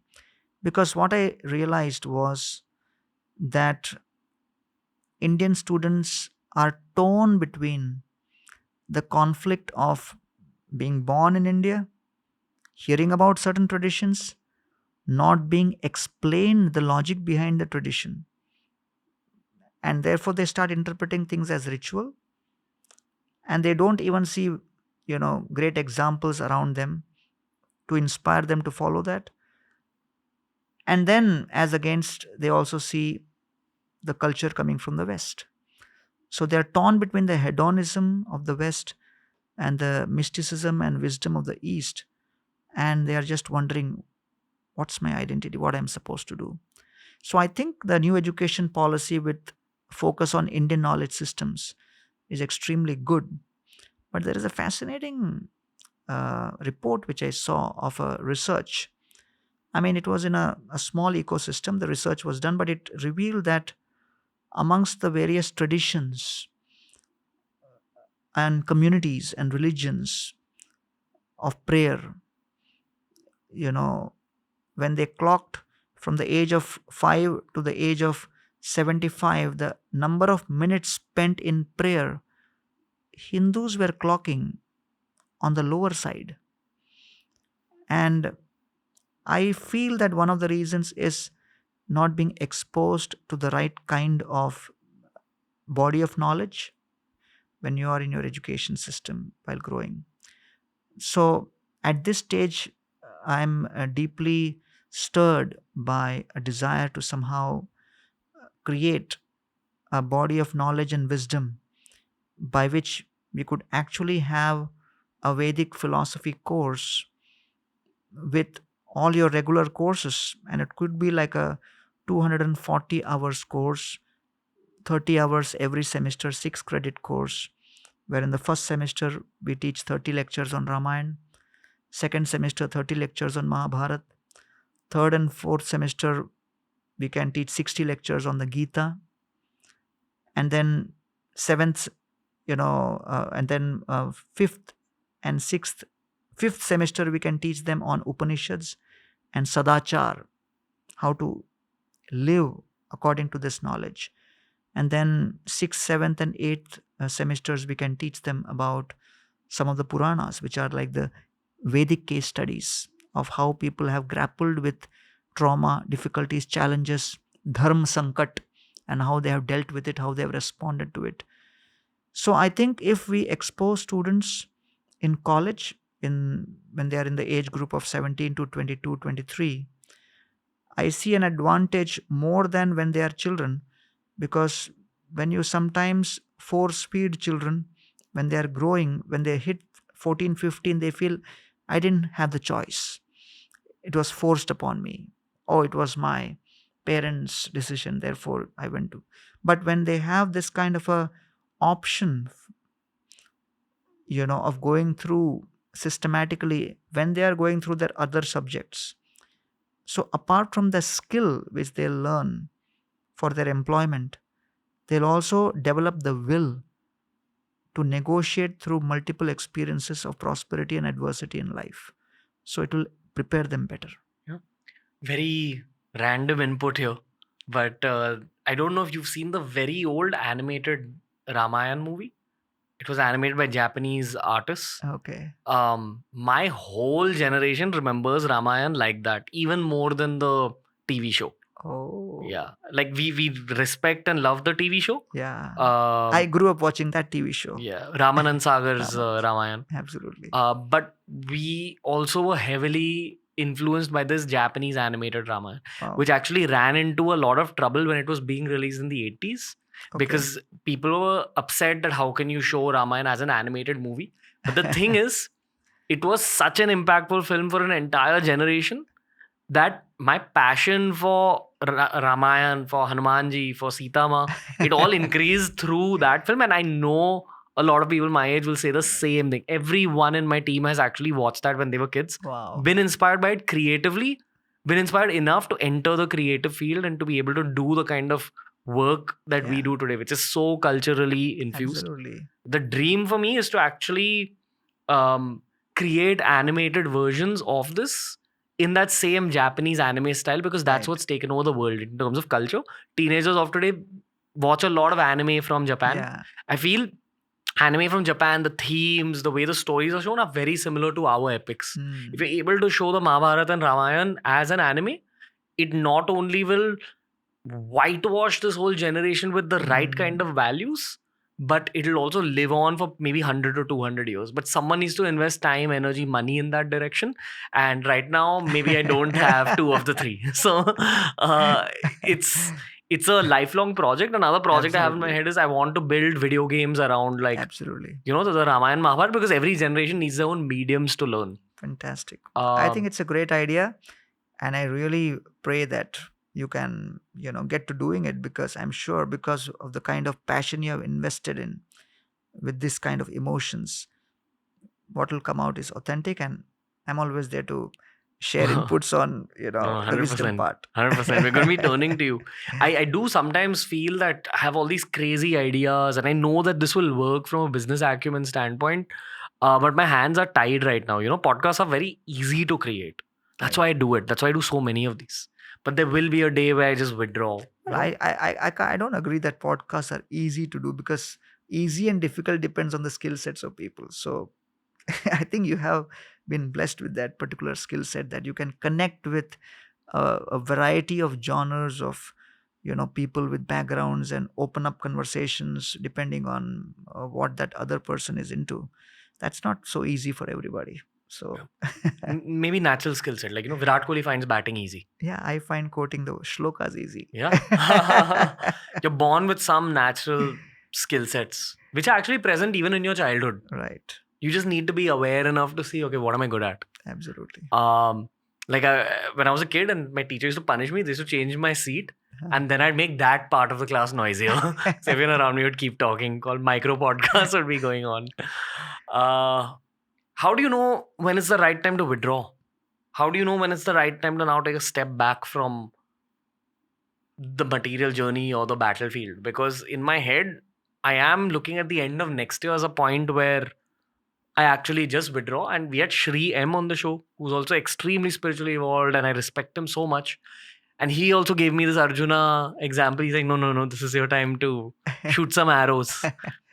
And I'm just trying to figure that how do I clarify my own inner compass to know whether it's the time to take a step back.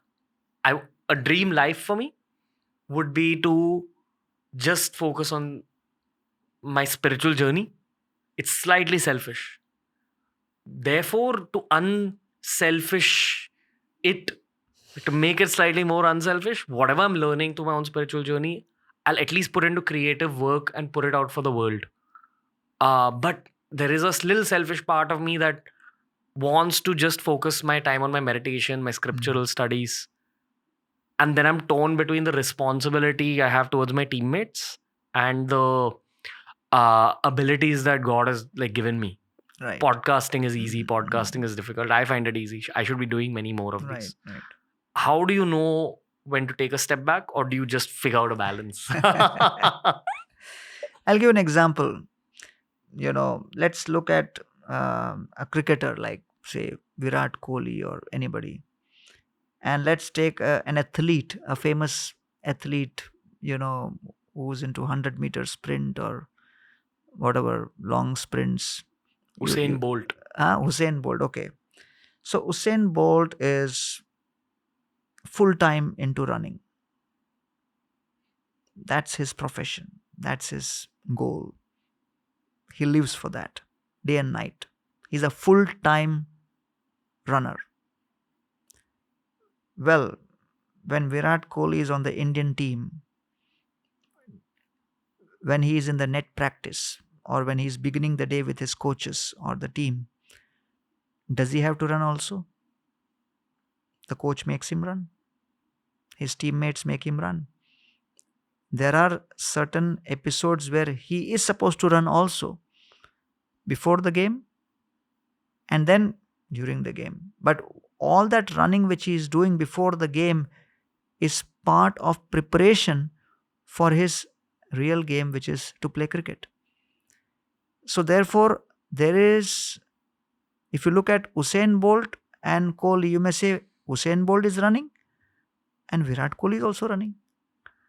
But the purpose and the context in which Usain Bolt is running and Virat Kohli is running is quite different, because Virat Kohli's running is to prepare him better for his game. So therefore, monks like us, we are into like full-time running. Our task is to practice spirituality and teach spirituality, to taste spirituality and share spirituality. We are teachers. But for people like Arjuna, why Krishna chose Arjuna? Because Krishna knew that majority of this world will be with people who will apply this spirituality. So therefore, you don't have to compartmentalize your day. You bring in spirituality, as running is important for Virat Kohli, so that he can play the game better. So to play the game of life, your spirituality, practice of meditation, study has to be on a regular basis, and that acts as a warm up, an exercise, a workout to prepare yourself for the game. Understood. Spoke to me in my language. You say Kohli, you get my attention. I just thought of that example. No, thank you. Nowadays, it's also a little bit of Shubhman Gill. So I'm not much in, I'm not aware of all the details too much. He's the batsman who's broken out in terms of India as a country that constantly produces batsmen. Shubman Gill's made a place for himself in the Indian team ahead of all these other extremely talented batsmen that India constantly produces. I am from the generation of Sunil Gavaskar. Shubman is showing the potential to enter that same club eventually. It's too early and there's too many factors that can go right and wrong in sports, but he's showing the potential to be India's next batting superstar. I look at this spiritually as well. I think of what someone like Shubman Gill was in his past life, to have seen the kind of tough childhood that he saw in order to make him mentally ready to practice that hard. And I would go as far as saying to even give him those genetics of being that height, that kind of body shape. It was always in Shubman Gill's destiny to become this version of Shubman Gill, at least till this point. What has that soul's past life been? Did it truly want fame? Did it truly want success in sport? Why does God create those journeys for these special famous souls? Right. What's your take on? See, Janma, Aishwarya, Shruta, Shri, Edamana Madapuman, Nairvati Abidatum Vai Tvam Akinchana Gochar. So Kunti Maharani, the mother of Arjuna, she says that if someone is born with 4 things, these 4 are symptoms that he is born with very high degree of piety from the past life. Just like if someone driving a Porsche, so you know that he has to be of a certain economic bracket. The lifestyle is a symptom of what he may have. So you may not know his net worth, but by the symptoms of where he checks in, which hotel, what car he drives, what class in flight he takes, you have some idea. Like that, we may not be able to dissect a person's last life's karma, but there are symptoms in this life by which we can know. It says Janma is a very comfortable birth, or a very affluent family, or a place where you get connections very easily. Aishwarya, which is prosperity. And Aishwarya is of different types: strength, fame, knowledge, renunciation. These are all Aishwaryas. Shruta, which is knowledge. if someone is very exceptionally talented in knowledge, and Shri, which is very rich or very famous, all of this can only come when there is a previous pious karma. So, therefore, all of us are, bringing with us a past lives capital of karmic reactions. But the Gita says that whatever may have been from the past, you have the opportunity to change your future by making the right decisions in the present. There is a saying in the Gita which is related to your abilities, right? Like all abilities are given by the Lord. What is the Yes. saying?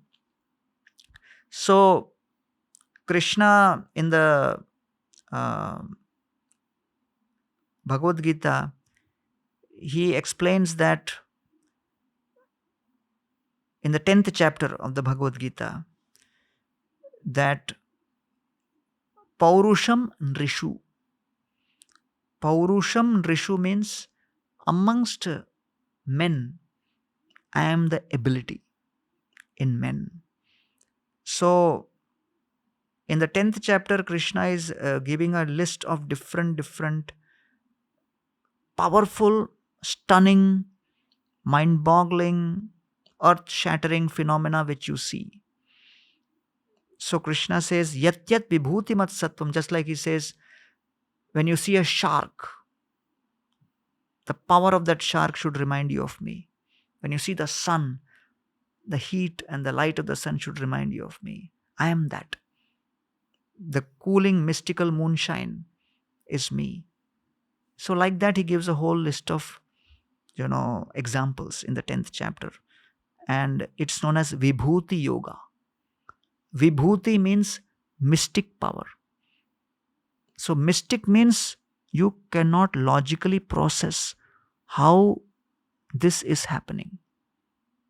And when you see some stunningly talented people, or the meteoric rise some people have, it appears mystic. How can this happen? Doesn't make sense. It can't happen. So Krishna says, Yat Yat Vibhuti Mat Sattvam. Wherever you see something powerful, something exceptional, rather than becoming envious, Yat Yat Vibhuti Mat Sattvam Shrimat Urjitam Evava. Something prosperous or powerful. Don't be envious. Tattat evavagachyottam mama tejomsha sambhava. See that these are nothing but my reflections. It is my power being reflected in a small thing. So that way, rather than becoming envious or competitive, we can actually become respectful to the fact that, oh, this person's talent is nothing but a reflection of Krishna's, the Supreme Lord's unlimited talent and bhaga or opulence. Because this particular highlight clip will be called Discussing Shubman Gill's Past Life, I have to ask you a little bit about the process of rebirth. And I know that now we're using Shubman Gill for some reason as the example. That man's soul in the last birth, would it have wanted sporting success in this birth, along with a lot of positive karmas, along with probably some sort of athletic ability which he has carried into this birth as well? Is that how the process of rebirth works? There are two elements. One is desire and second is deserve. So unless there is a combination of desire and deserve, as I said, the jiva, the soul desires, the Ishwar checks whether the person has earned his desire to fulfill. So only when there is deserve, which combines with desire, then there is the proper discrimination in terms of what should be the output and the result. Yeah. So therefore, just hard work has its particular place. But if only hard work was sufficient, then anybody would have worked hard and got what they wanted. So that's why the laws of karma, Krishna says, is very mystical.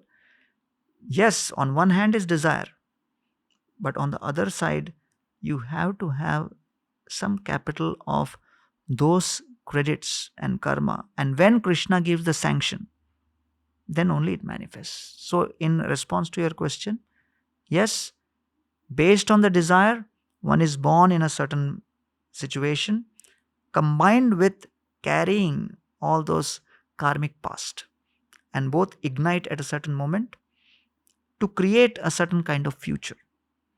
So therefore, Dhritarashtra, for an example, was in the 100 lifetimes before a hunter who killed and destroyed 100 eggs of a bird.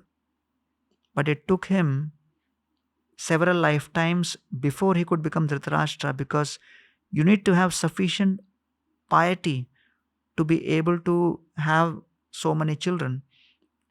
But the purpose behind those sons was ultimately Dhritarashtra would have to go through the pain and trauma of losing as a reaction for that. So, therefore, Krishna says at the very beginning a disclaimer that the laws of karma are gahana karmano gati, very, very difficult and intricate to understand. We cannot approach it in a very simple cause and effect manner. Even if you use the 100% systems thinking approach, still also you cannot pinpoint what exactly would be the exact reason. This is a great point to bring up the subject of astrology. It's something that I'm naturally drawn towards, not for myself. I actually don't wish to know too much about my own future or past or karmas, because I've learned that the process of prayer and meditation, at least to some degree, erases the effects of astrology. BK Shivani was on the show, and she said that the beginning of your life is a great representation of where your karma stand in terms of your astrological charts. As you grow older, even as you're a teenager, you're accumulating karmas, good, bad. As you grow into your professional life, you're accumulating a higher degree of good or bad karmas. As you grow older and interact with people, there's an even higher degree of karmas. Correct. So your astrological chart does change throughout your life. There is some amount of accuracy in it, and then there is some amount of moldability. What's your take on astrology in general? Yeah. See, the Vedic tradition, in the body of knowledge of the Vedas, there are the 4 Vedas: Rig, Sam, Yajur, Atharva. Then there are the Upanishads. Then there are the Puranas, which are the case studies. And there are the Itihasas. The difference between Purana and Itihas is Ramayana and Mahabharata were written when Ram was still performing his pastimes, when Krishna was and the Pandavas were still there. So, apart from that, there is a section which is known as Vedangas. So, part of the Vedangas is Ayurveda, Vyakaran, Nyaya, Chanda, and Jyotish. So, all these are elements of knowledge to help a person improve the quality of his life. Because, as per the Vedic paradigm, what is the purpose of life? The purpose of life is to fulfill your desire while remaining focused on remembering that death is only an opportunity to go back. So, therefore, life is a preparation, death is an examination. So, all the Vedic literatures are like a syllabus which is preparing you to have the right kind of facilities, because if your body is not healthy, then you cannot do your meditation properly, you will be distracted. So therefore Ayurveda, right? If you want to study the literatures properly, you need the nirukti, you need the chanda, you need the vyakarana. Then only you'll be able to understand what the ancient sages are trying to tell us. So, similarly, if you are on this journey, one thing you also need is a GPS to know where is the next turn coming. So, therefore, the GPS in the Vedic tradition was the Jyotish or the astrology. And it was primarily focused on mainly with respect to a woman and man relationship and wealth and profession and health, because these are major consideration when it comes to how it can impact your peace of mind. So many people have experienced that their life turning upside down because the partner with whom they connected was not just compatible, and they just can't experience a similar kind of mental state. When people are extremely stressed due to not having means to live, lack of wealth, poverty, or sudden collapse, it affects their mind. If the health collapses, it affects the mind. So, therefore, Jyotish kind of helps you, in one sense, make certain choices which can minimize these damages. But again, it comes with a disclaimer that the purpose is not simply to remain here, right? The purpose is not just to find your way to the airport. So, Jyotish helps you find the closest and the fastest route to the airport. And the airport is the moment of death. But then you need spiritual knowledge to know which flight to catch. Because if you just get fascinated by this whole journey, you will simply be going round and round the airport, but not make it to the flight. So, therefore, Jyotish needs to be taken with a certain, kind of a disclaimer that in and of itself, there is not much of a difference between an astrological advice and a life coach advice and a business coach advice, because they're all giving advice on how you can increase your prosperity in this life and minimize your adversity in this life. But they're all talking about till death only. That's how we need to couple it with spiritual knowledge so that then we can reach. Did you ever read your own chart? I have not read systematically or something in a very deep way, but the advantage is there are so many people who are so interested in telling me that without having to read my own chart, people keep coming and telling me, and they like to keep me as a case study. And they'll suddenly start, hey, I think you must be like this is your birth date, so this is like this is like that. But what is there in your chart, like in terms of this monkhood oriented life? Was this predestined? Well, I've never ventured and asked anybody or analyzed that. But to be honest, I do have many astrologer friends, and I do have a lot of friends who are astrologers who are experts in understanding the energies of space. So, I have utilized some of their services with respect to clearing energies in certain spaces with the kind of skill they have. So, because as organization, we have properties and various places, and each place comes with its background and baggage of history of what used to happen in those places, and all that has an impact on the energy in a particular place. This is Vastu Shastra. So Vastu is kind of little different, because Vastu only helps you understand how the different spaces which you have designed currently, how it's impacting you.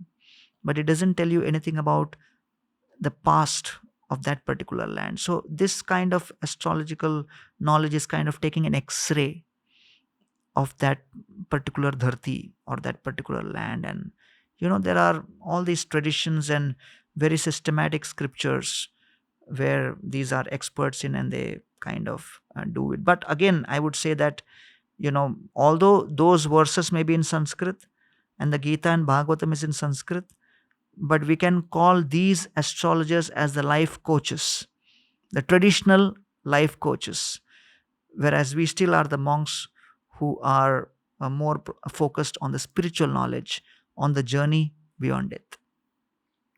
30 years in, you're still meditating every day and following your routine, of course, because that's the core of what you've chosen for this life. Is it a rude question to ask you if you have come near being enlightened or if you're already enlightened? I can say that I feel fortunate to be able to serve the enlightened, and my desire and intensity to serve those who are enlightened and share whatever level of enlightenment I have received with others. That itself is so satisfying that this question doesn't arise only. Maybe that's the Virat Kohli oriented thinking in me thinking, oh, I want to get that target. But I love what you're saying. Yours is the most Sehwag answer. Ki maro chauke chhakke. Like, that's how there's a difference in mindset, and which is why this brings me to the end of the podcast, sir. Sure. You don't know how much I was looking forward to this conversation Oh, with you. thank you so much. Like, these are just gifts to me. There are two conversations which I consider gifts. One are the cricket conversations. These are the second kind. Where in these conversations, it's the kind of stuff that I am supposed to hear. Okay. I never prepare for my spiritual chats on this show. Okay. It's the privilege of my life to get to talk to you, to get to learn from you. I hope every single time that I've done justice to these conversations. And then when I review them on our edit table, I know that, okay, at least it was authentic. And I think Fantastic. that's what people connect with. So, Great. so just really very, very grateful that you Thank came to you. my house, that you're in my studio. Trust me, this studio is built because of the energy of past podcasts. Right. Speaking to you the last time was a very big turning point. Yeah. I don't know how to convey this, but I feel like gifting you whatever we've been able to consecrate in this studio. So thank you Fantastic. for coming here. It means Thank so much to me that you've come home. Thank you. This is a moment I was looking forward to for a very long time. So Thank you so much, Ranveer, for doing what you're doing and taking the time out to get into such an in-depth conversation on spirituality and trying to understand the core essence of what spirituality is, and not just to learn, but you have such an intense desire to practice on a regular basis. And I'm sure that intensity of desire to practice will facilitate situations for you in such a way that you will become, like Virat Kohli, able to run in the morning and play cricket in the day, practice spirituality at some point on a regular basis, and then do what you're doing most effectively in the day. thank you, so that Virat Kohli metaphor hit me straight in the heart. Gauranga Das, Prabhuji, thank you. My God, I can't thank you enough, sir. Just very grateful to you. Thank you so for much. everything. Thank you. sir. Thank you. That was the episode for today. The nature of reality. I've reached this own moment in my spiritual journey where these are the exact questions I want to learn more about. And sometimes when I think about these questions and I think about my own timeline, I realize that I'm probably a little late in my spiritual journey. But that's also when I feel good for you guys, especially you college students, you young professionals who are in your early 20s. Trust me, the kind of information you're getting from minds like this, not just through TRS, but through all these podcasts on YouTube, you're living in the age of information. According to me, after learning about so many subjects through the show, I feel that spiritual information is the most valuable. Because in the long term, it's not about how big your bank account is or how famous you are. It's about the amount of love in your heart, and it's about the amount of compassion that your soul feels for other souls. So keep growing, keep evolving, and keep having that hunger for knowledge, because happiness can only enter your mind when curiosity is already present. It's TRS, it's happiness through curiosity, and lots of spiritual conversations are going to be back very soon.